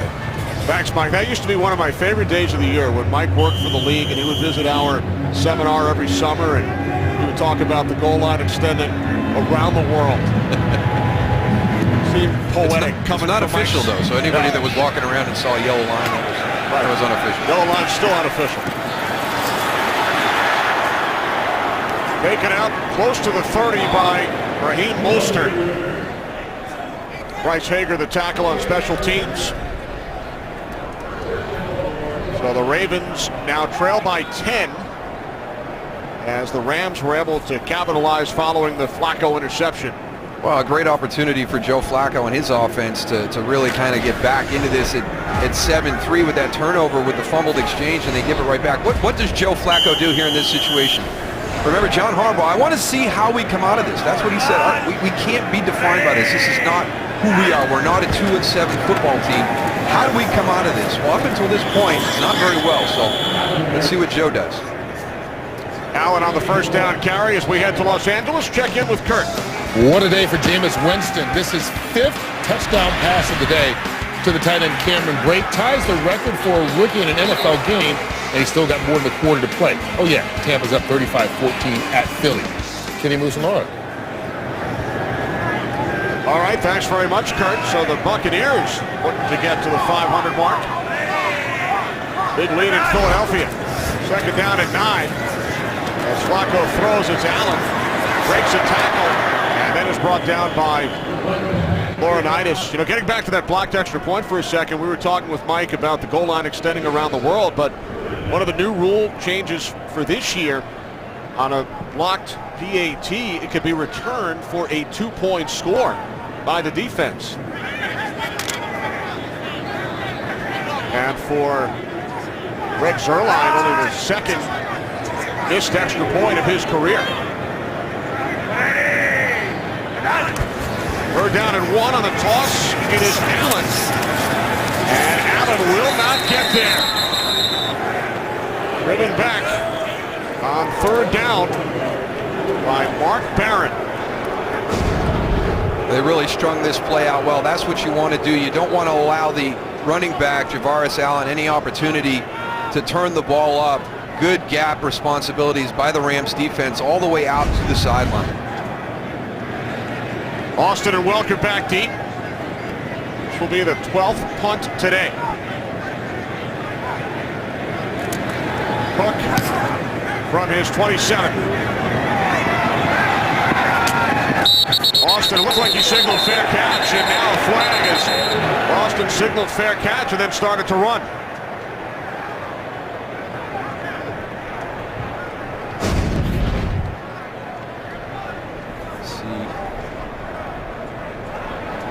Started to signal, and he fielded the punt.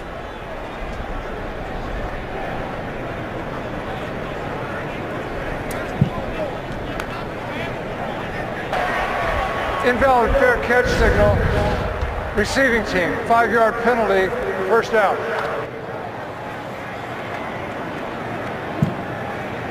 Sixth Rams penalty.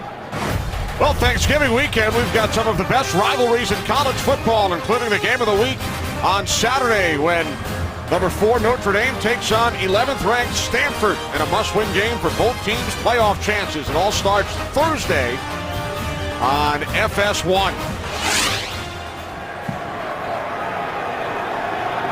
Worst starting field position of the day for Case Keenum and the Rams.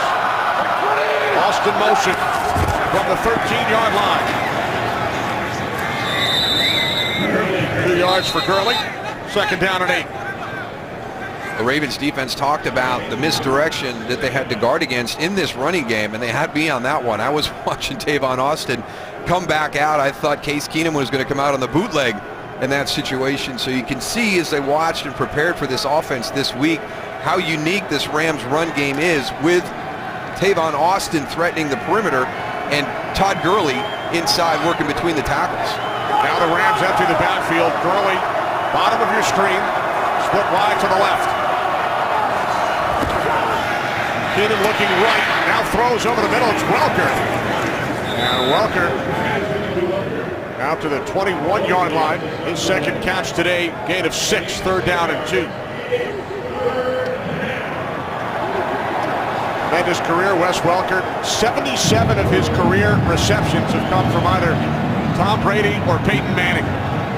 And a great addition to the Rams, not only as an element of their offense, but he's been a big positive role model for Tavon Austin, teaching him some of the tricks of the trade of working that slot position where Tavon is right now. Third down and 2. Keenum lobs one up. He was looking for Gurley, and there is a flag. C.J. Mosley defending.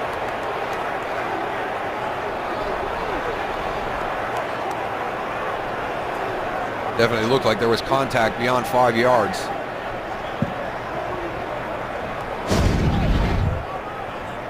Todd Gurley here, C.J. Mosley here in coverage. Pass interference, defense number 21. The ball being placed at the spot of the foul, automatic first down. 21 is Webb.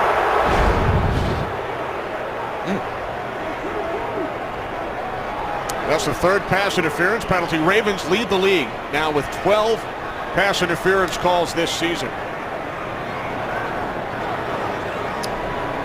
New set of downs for the Rams, who lead by 10.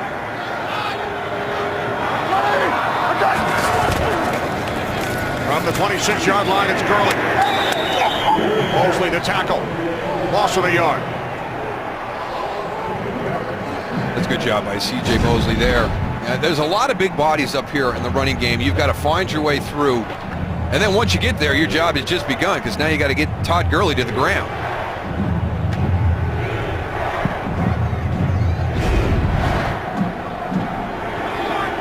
Benny Cunningham replaces Gurley in the backfield. Remember, Trey Mason inactive today. Second down and 11, and Cunningham is bottled up by Chris Canty.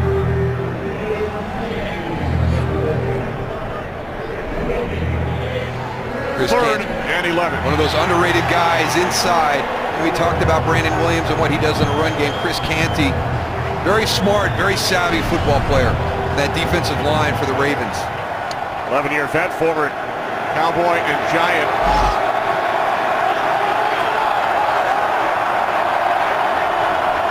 Rams must get to the 36.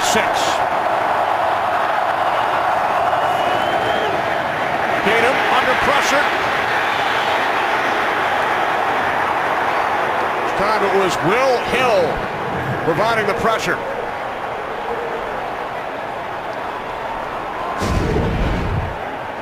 Wow, Courtney Upshaw just got away with a 15-yard penalty because he got caught up with Wes Welker. As tight as this game has been called, that had potential, but away from the ball, completely away from the ball. Courtney Upshaw shoves Wes Welker to the ground and got real lucky he didn't get a flag. Hecker punting from his 15. Taken at the 19-yard line by Kalen Clay. Another flag, and now a second.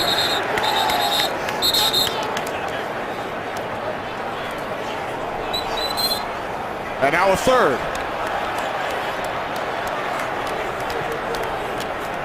Three flags during the punt and the return.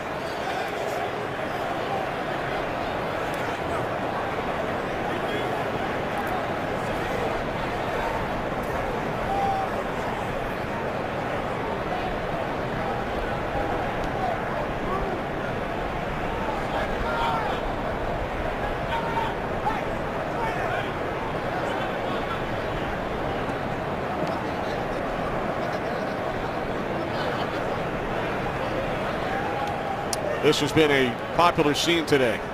Yes, especially with multiple flags. I mean, how many times have we seen multiple flags? And not all the officials chiming in on one or possibly two, but this looks like we could have three separate calls for the third time today, I think.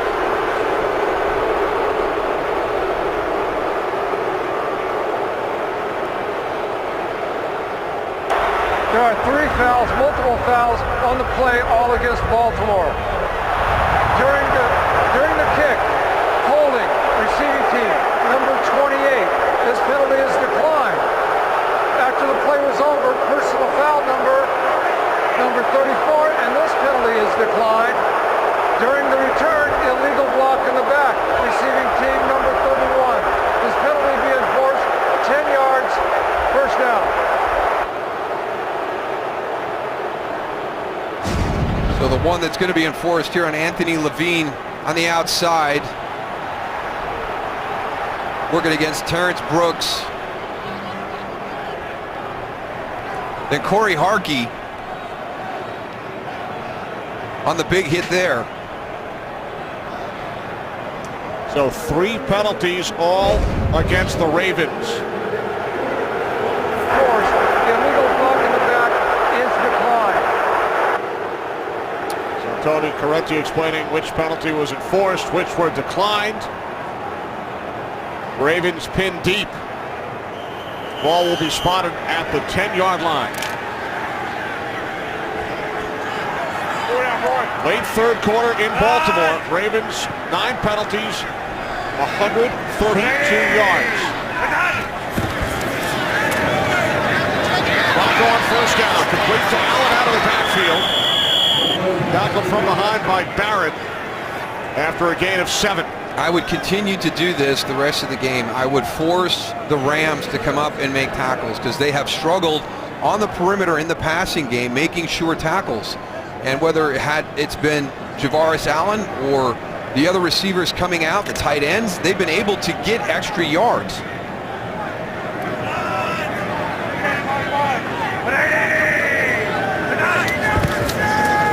Second down and 3, it's Allen. And Allen picks up a Ravens first down out to the 22-yard line. Final minute, third quarter. In case you joined us late, Ravens lost Running back Justin Forsett in the first half to a broken arm. 71 yards of offense provided by the rookie out of USC, Javaris Allen.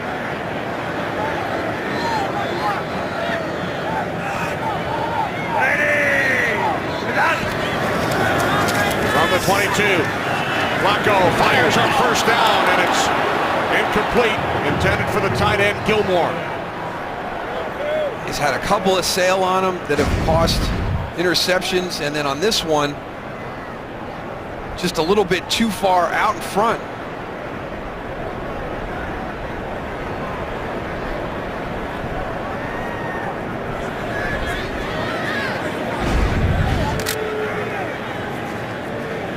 Lane Johnson on the sidelines. Rams starting left corner. Flacco on second down.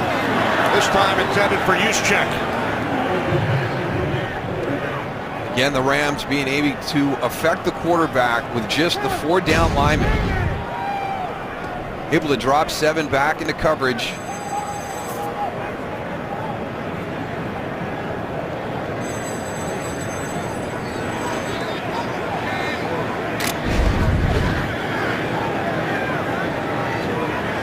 Third down and 10. 10 seconds remaining in the quarter. Ravens must get to the 32 for a first down, and they will not, as Aiken tried to come back and complete the catch. Ravens once again will punt it away. Going to push the route up, snap it back to his quarterback, and again, it's just a little bit underthrown right there, and it looks as though Janoris Jenkins might have been able to get in and get a hand on that. Again, we talked about Michael Brockers inside and the player that Greg Williams said he has shown this season, and he's back there forcing Joe Flacco to get that ball out of there a little bit early. Cook punts for the 7th time. Austin circles it back and is tackled just inside the 30 as the third quarter comes to an end in Baltimore with the Rams leading the Ravens by 10.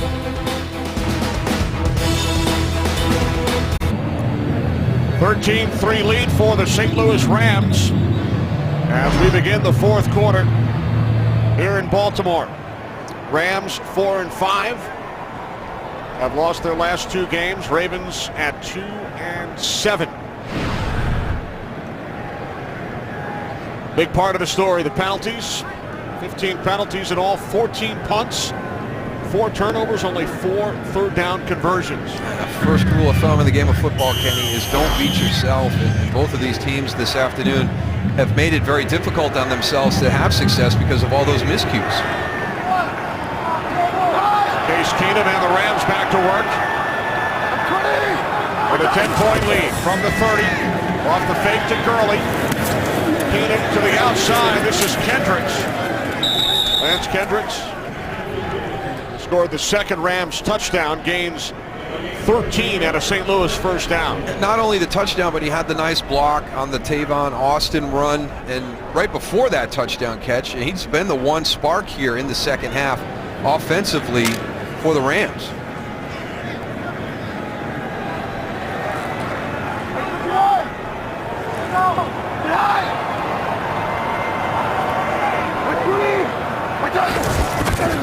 First and 10 from the 43.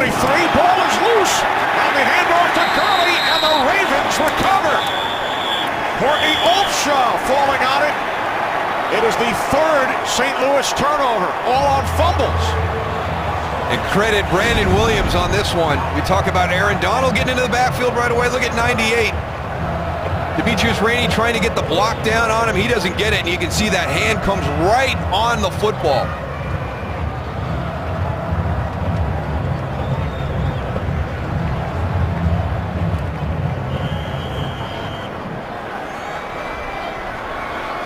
Ravens gave it right back to the Rams 2 plays later after the last time they forced a turnover.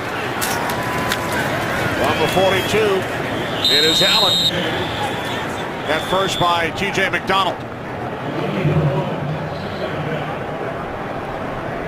So the Ravens coming into the game had only 5 takeaways all season over their first 9 games. They have 3 today.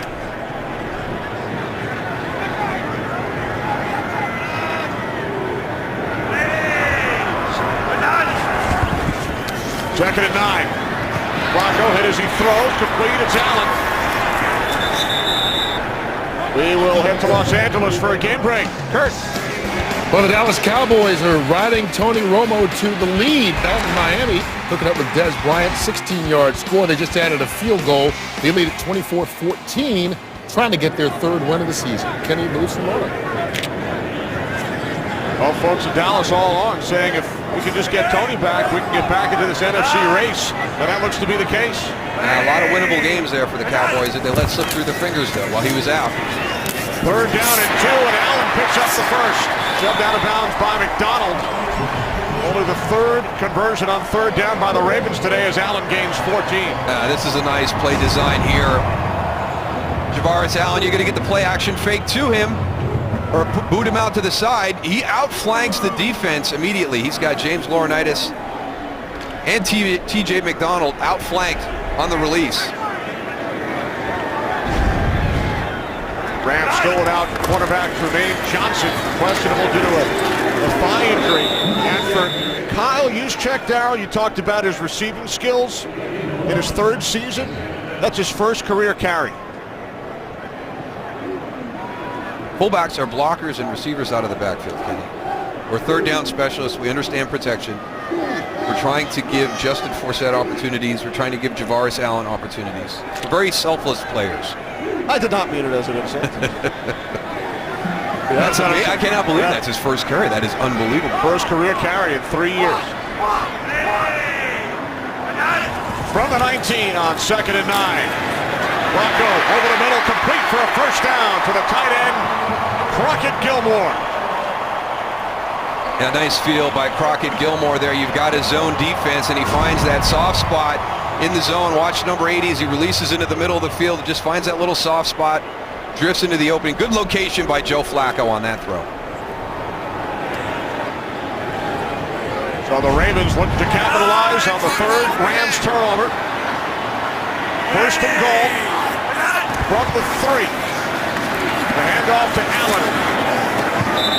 Not much. William Hayes along with Eugene Sims in on the stop. Well, I thought that was going to be a successful play for the Ravens because it looked like the Rams had trouble getting lined up and they got too many players on their right side of the ball.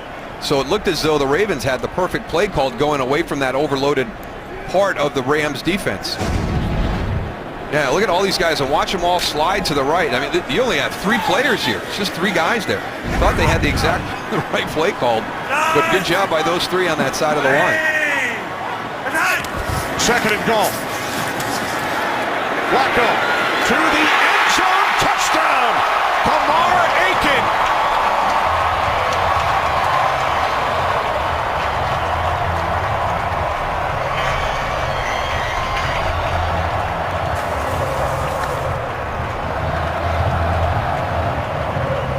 Another nice throw by Joe Flacco on that. Nice touch. Kamar Aiken working the inside of that stack. He's going to push the vertical. There goes the route inside. Big collision there. He comes off and has Kamar Aiken go into the corner.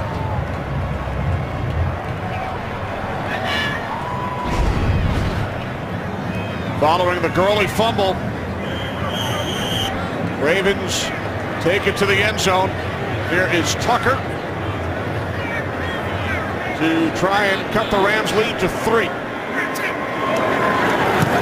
Second time today, Ravens capitalize on a St. Louis turnover. Kamar Aiken, 3rd touchdown of the season. Today's game on Fox is sponsored by Xbox One, the official game console of the NFL. By Target, expect more, pay less. And by Miller Lite, back in its original bottle, but not for long. It's Miller time.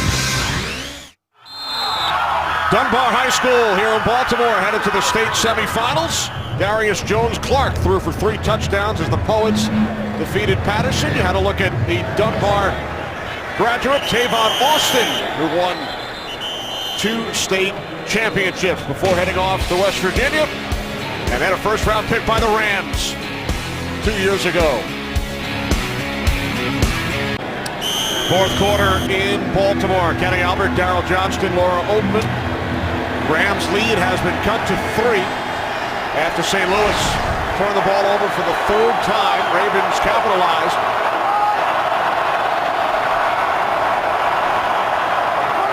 Well, Case Keenum and the Rams back to work from the 20-yard line. Wide open, the tight end, Cook, for a St. Louis first down, gain of 16. You line up the three tight ends to the right. You shift Jared Cook across the formation. And this is just a two-man route right here with your back checking down. Not a great job in coverage by the Ravens pass defense.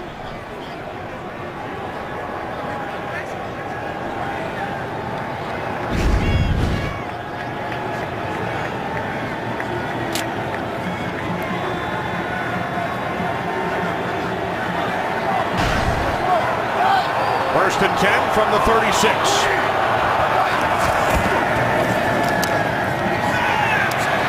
Keenum slings it looking for Austin. Second and 10 upcoming.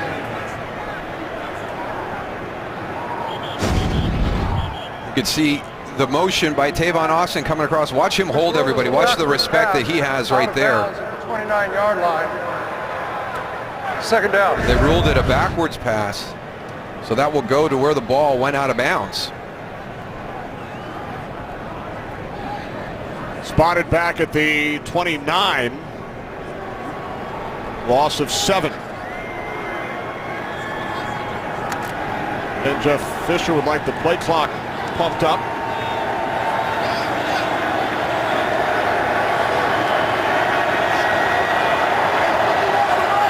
Second and 17.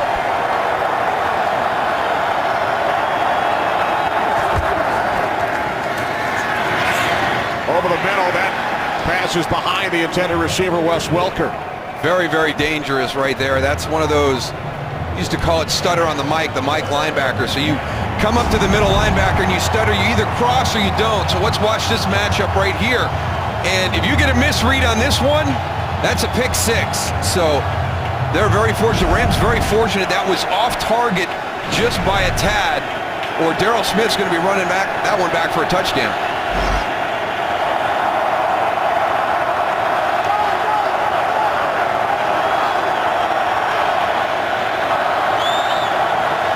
Third down and 17. This is Cook. Not nearly enough, and the Rams will punt it away. You just feel that shift in momentum after that last fumble by the Rams, and the Ravens take it all the way down the field and score the touchdown. That missed extra point by Greg Zuerlein, keeping it a field goal game. The defense comes out and gets the ball right back.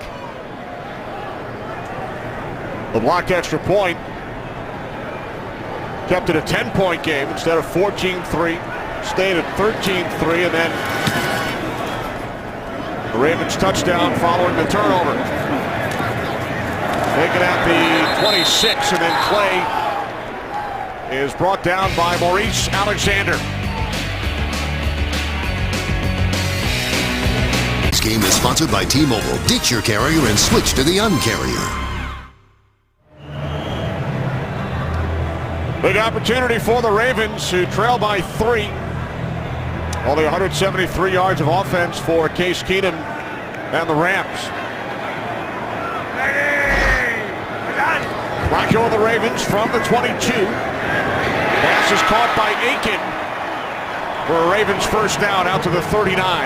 Well, it was a very efficient drive the last time they had the ball, and they're starting out again. And we've talked about this throughout the game. Neither offense has really been able to establish any type of rhythm.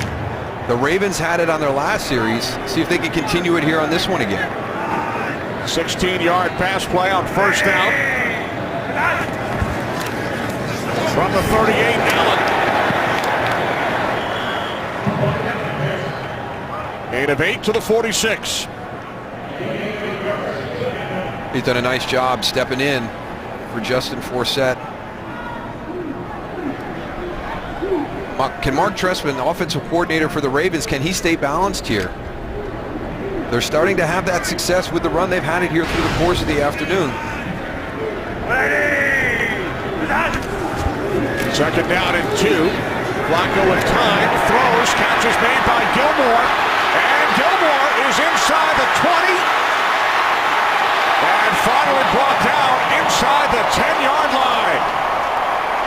it. Gilmore gains 46 yards.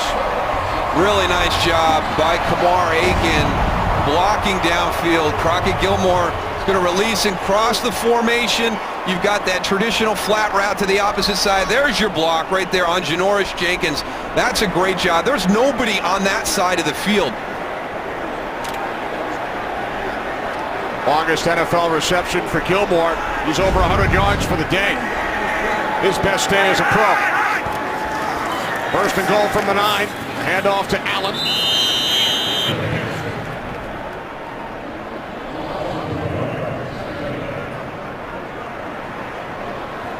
We talked about turnovers and turnover ratio being a big indicator. The other thing that all the coaches talk about is when you get into the red zone, you can't continue to kick field goals. What can the Ravens do here with their second series, having established some rhythm here offensively, some good play calls and some good execution? Can they get the touchdown?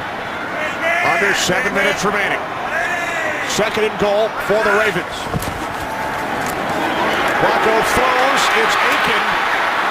And he takes it all the way down to the 1. Nice play design, nice play call. Watch, you've got into this bubble and you've got Juszczyk into that bubble. They stop and turn around. Mark Barron kind of gets caught in between. They've got a little triangle there. They post routes on each side of him and allow Joe Flacco to make the read. He goes to Kamar Aiken down to the 1. So with the Ravens trailing by 3, it is now third and goal. Flacco throws. It's caught by the tight end Williams, but he is tackled. And John Harbaugh will send out the field goal unit. So the Rams defense able to keep the Ravens out of the end zone. Yeah, that was a good play by the Rams defense. You get the quarterback on the move. Did not fool anybody. Nice job by Janoris Jenkins. He's the first defender there. That was defended very well. So the Ravens had first and goal from the 9 after that 46-yard catch and run by Gilmore. So here is Tucker to attempt a chip shot. From the right hash, 20-yard field goal is good. So the Ravens have battled back from a 10-point deficit. We are tied at 13. Ravens involved in yet another close game. First 9 decided by 8 points or fewer. First time that has happened in league history. John Harbaugh's club has had a second-half lead in 5 of 7 defeats. And in their 2 wins this season, they trailed by 13 and 7 and won both of those games on Justin Tucker late field goals. Not surprising that we find ourselves here, Kenny. No. Rams led this one 13-3. Both teams have gone to overtime twice this season. Tied with just over 5 minutes remaining.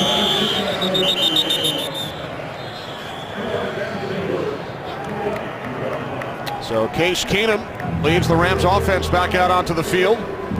His first NFL win came against the Ravens last December as a member of the Houston Texans, now back with the Rams.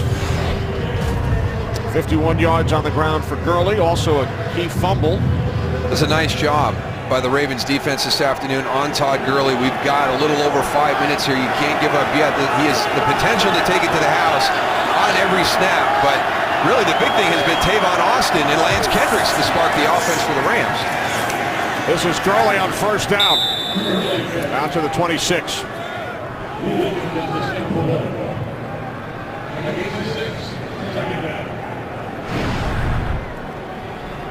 Not as many flags in the second half. Well, we've talked about establishing rhythm. You look at that first half, 11 total penalties. It was, I mean, that is so challenging to get any type of rhythm offensively when you've got so much start and stop in the game because of penalties that are being called. Ravens setting a franchise record for first half penalty yards in a game. Austin in motion on second and 4. It's Gurley up the middle, and he has a Rams first down. Out to the 33.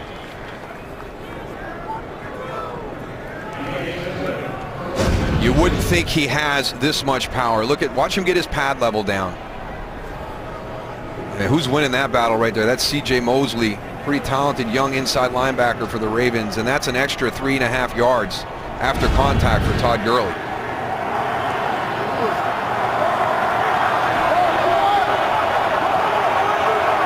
Four minutes remaining in Baltimore.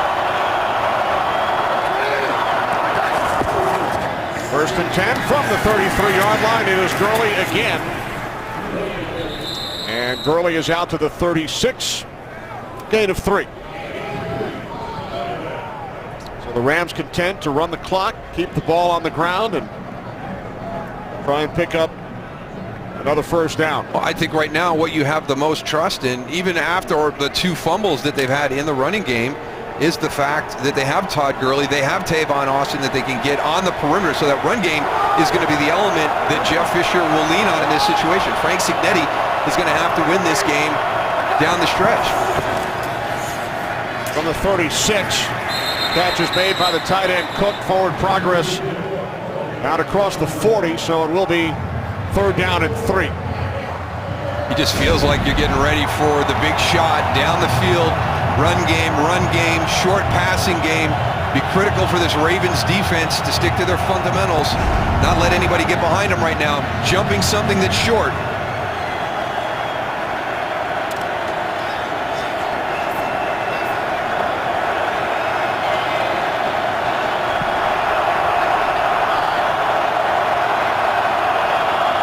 Third down and 3. Keenum rolling right. Can't find anyone. Now throws to his left. And breaking free for a first down and more is Benny Cunningham.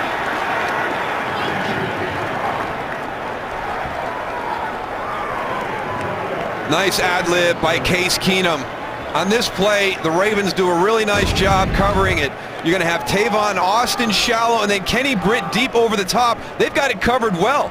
Benny Cunningham is not an option. He was backside blocking. Rams needed 3 yards. Cunningham gained 20. Lardarius Webb was injured on the play. He has gone off to the Ravens sideline. And now we wind down to the 2-minute warning with the Rams on the move. First and 10 from the Ravens 39 when we return. Today's game is sponsored by Subway Restaurants, the legendary sweet onion chicken teriyaki. Subway, eat fresh. Ravens and Rams tied with 2 minutes remaining.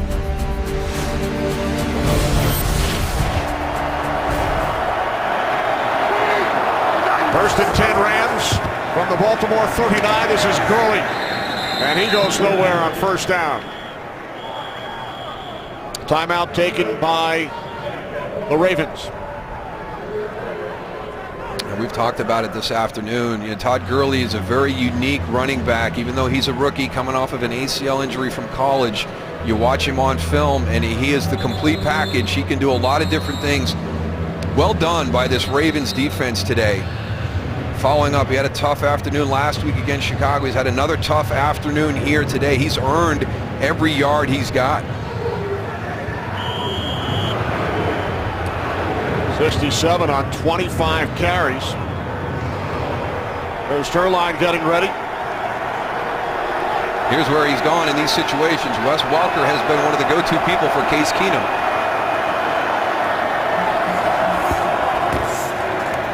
Tavon Austin. His first catch today. Had a big run earlier. And now the Ravens use their final timeout. Stop the clock at 1:49. Fox Sports proudly supports Folds of Honor and its mission of providing educational scholarships to families of military members who have been killed or disabled while serving our country. For more information, visit foxsportssupports.com. One of the great organizations helping out our men and women of the U.S. military.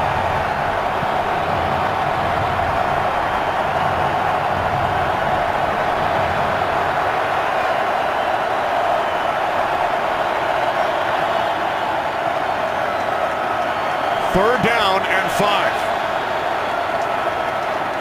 Rams Must get to the 29 for a first down.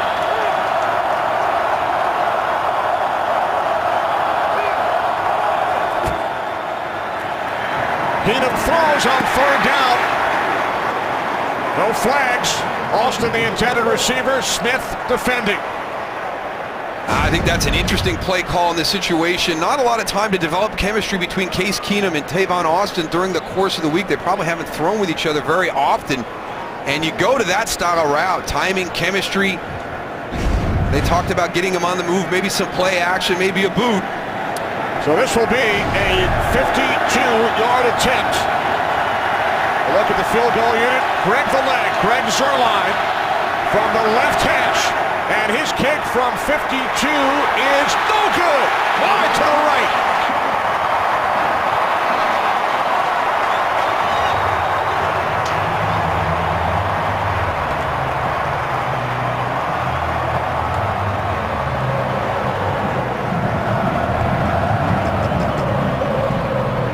We welcome those of you who have just joined us who have been watching the Cowboys and the Dolphins. Rams with an opportunity to take the lead with just under 2 minutes remaining, but Greg Zuerlein hooks it right. So the Ravens, who trailed 13-3 early in this fourth quarter, get the ball back from the 42-yard line on first down with no timeouts. Flacco finds his man. It's the former St. Louis Ram, Chris Givens, who began the year in St. Louis.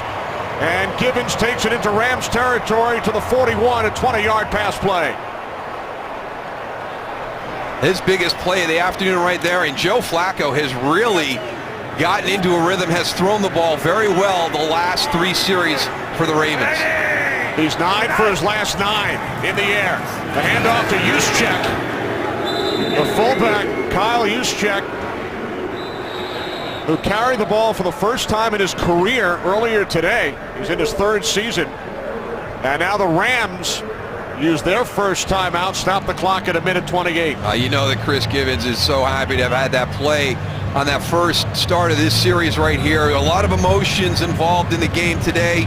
He kind of got caught in a numbers game in St. Louis. You can see the productivity drop from season to season. Jeff Fisher felt it was beneficial to give him the opportunity to go get a fresh start somewhere else. And when we talked to him on Friday, he was so excited about this game and for him to have the opportunity to make the big catch on the opening play of this drive. His best season as a Ram was his rookie year back in 2012. Career high 42 receptions acquired back in early October in exchange for a draft pick. Second down and 8. Pass intended for Givens. And then nearly picked off on the deflection. Nearly picked off twice. So watch Joe Flacco as this play breaks down. Understand how critical this situation is. If it's not there, it's not there. Don't try and force it. Well, Chris Givens should have made the catch. T.J. McDonald almost makes the catch. And then Rodney McLeod, the last one to almost make the catch. So now it is 3rd down and 8. There's Justin Tucker, Ravens place kicker. Flacco hands it off. Take it down to the 33-yard line by Allen. And now the Rams will use another timeout. Stop the clock with 1:18 remaining.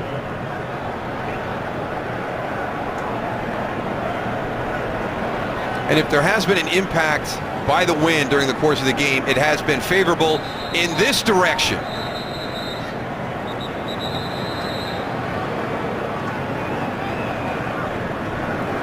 We welcome those of you who have been watching Carolina and Washington as the Panthers remain unbeaten. Justin Tucker of the Ravens out to attempt a 51-yard field goal for the lead. He missed from 51 earlier. From straight away, Sam Cook will place it down. Tucker from 51. And his kick is no good. Wide to the right. So both field goal kickers, first Zuerlein and now Tucker, have missed from 50 plus, both wide to the right in the closing minutes. It went down. When it came off his foot, I thought he had it, Kenny, and then it started to drift. The wind, if there's been any advantage to the wind, it was in the direction that Justin Tucker was kicking. We've seen those kickoffs that direction go deep into the end zone and out of the end zone. In the other direction, they've been middle to the front edge of the end zone. Now with one timeout left, and Greg Zuerlein with the strong leg for the Rams, did they get another opportunity at the game-winning kick? Chance of defense from the Ravens crowd. Case Keenum in his first start as a Ram. 1st and 10 from the 41-yard line. One timeout remaining for St. Louis, as that pass cannot be handled by Tavon Austin. Down to 1:10 remaining. Downstairs to Laura. I just want to continue with the wind conditions down here. In a word, funky. I talked to Rams special teams coach John Fossil pregame, and he said, look at the direction the flags are blowing, and then I'm telling everybody do the opposite. It's a real swirl down here, you guys. Really hard to tell which way the wind's coming and going. Thanks, Laura. John Fossil knows this stadium well. He worked for the Ravens from 2005 through 2007. Movement prior to the snap. As Keenum was wrapped up, got rid of the football. Quarterback was under the control of the defense. 65. On Case Keenum slow to get out. There goes Nick Foles.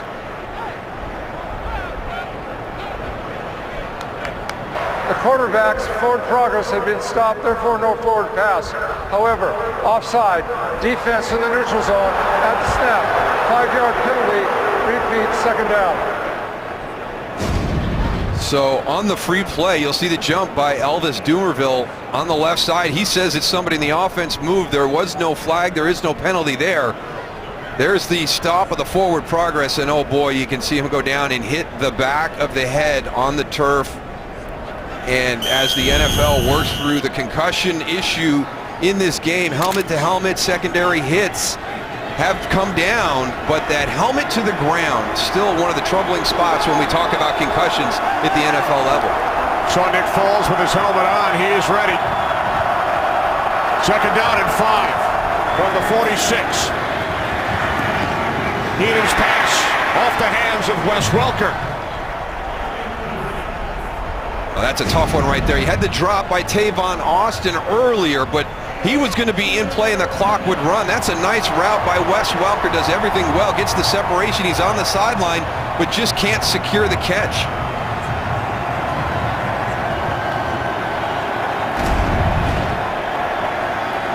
Third down and 5. 1 minute remaining in a tie game.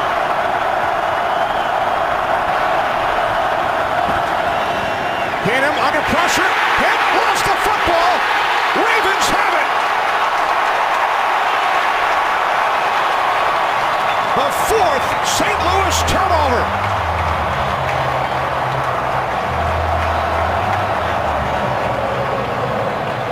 Courtney Upshaw with the sack fumble coming from the outside. Greg Robinson does not get back there. I don't know where his vision was. I mean, he's got to have Courtney Upshaw in that situation. I never really saw him get his eyes onto Courtney Upshaw on the rush. It looked like he was looking down inside. He was slow getting off the ball. Courtney Upshaw up and around for the sack fumble. We welcome those of you who have just joined us. 54 seconds remaining, tie game. Ravens have the football once again following the 4th Rams turnover. Now 2nd and 10, and Flacco comes up hobbling. Working the top of the screen to Chris Gibbons. Nice jump on the ball by Janoris Jenkins. Great timing to knock away that. See what happens to Joe Flacco at the end. Rolled up a little bit by his own guy. Both place kickers have missed a field goal since the 2-minute warning. And then the Rams turn the ball over. This is Allen. Stays on his feet, takes it to the 33-yard line. Remember, the Ravens with no timeouts. And now the Rams will use their last There's Justin Tucker, who missed moments ago.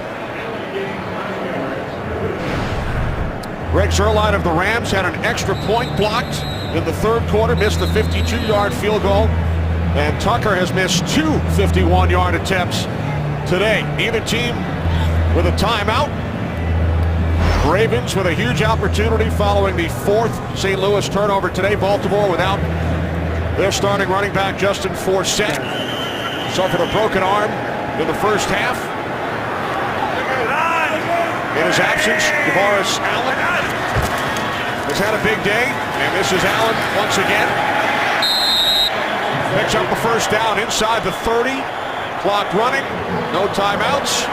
Chris Gibbons getting involved. Chris Gibbons has to understand the clock is running. Get back and get lined up. Yep, having words with former teammate Rodney McLeod. Down to 20 seconds. A lot of confidence in the leg of Justin Tucker in this situation right now. I think they could have gotten more yardage here before they clocked this ball. Flacco checking the clock. And now he will spike it. With 3 seconds remaining.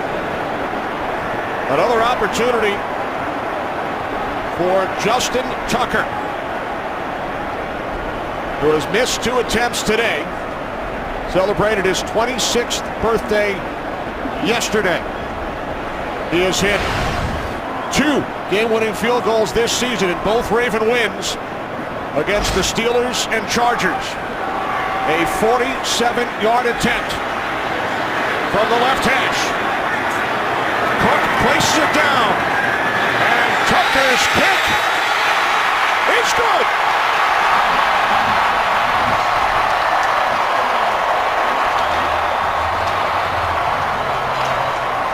The Baltimore Ravens come back from a 10-point deficit in the fourth quarter and defeat the St. Louis Rams 16-13. State Farm Game Break coming your way next.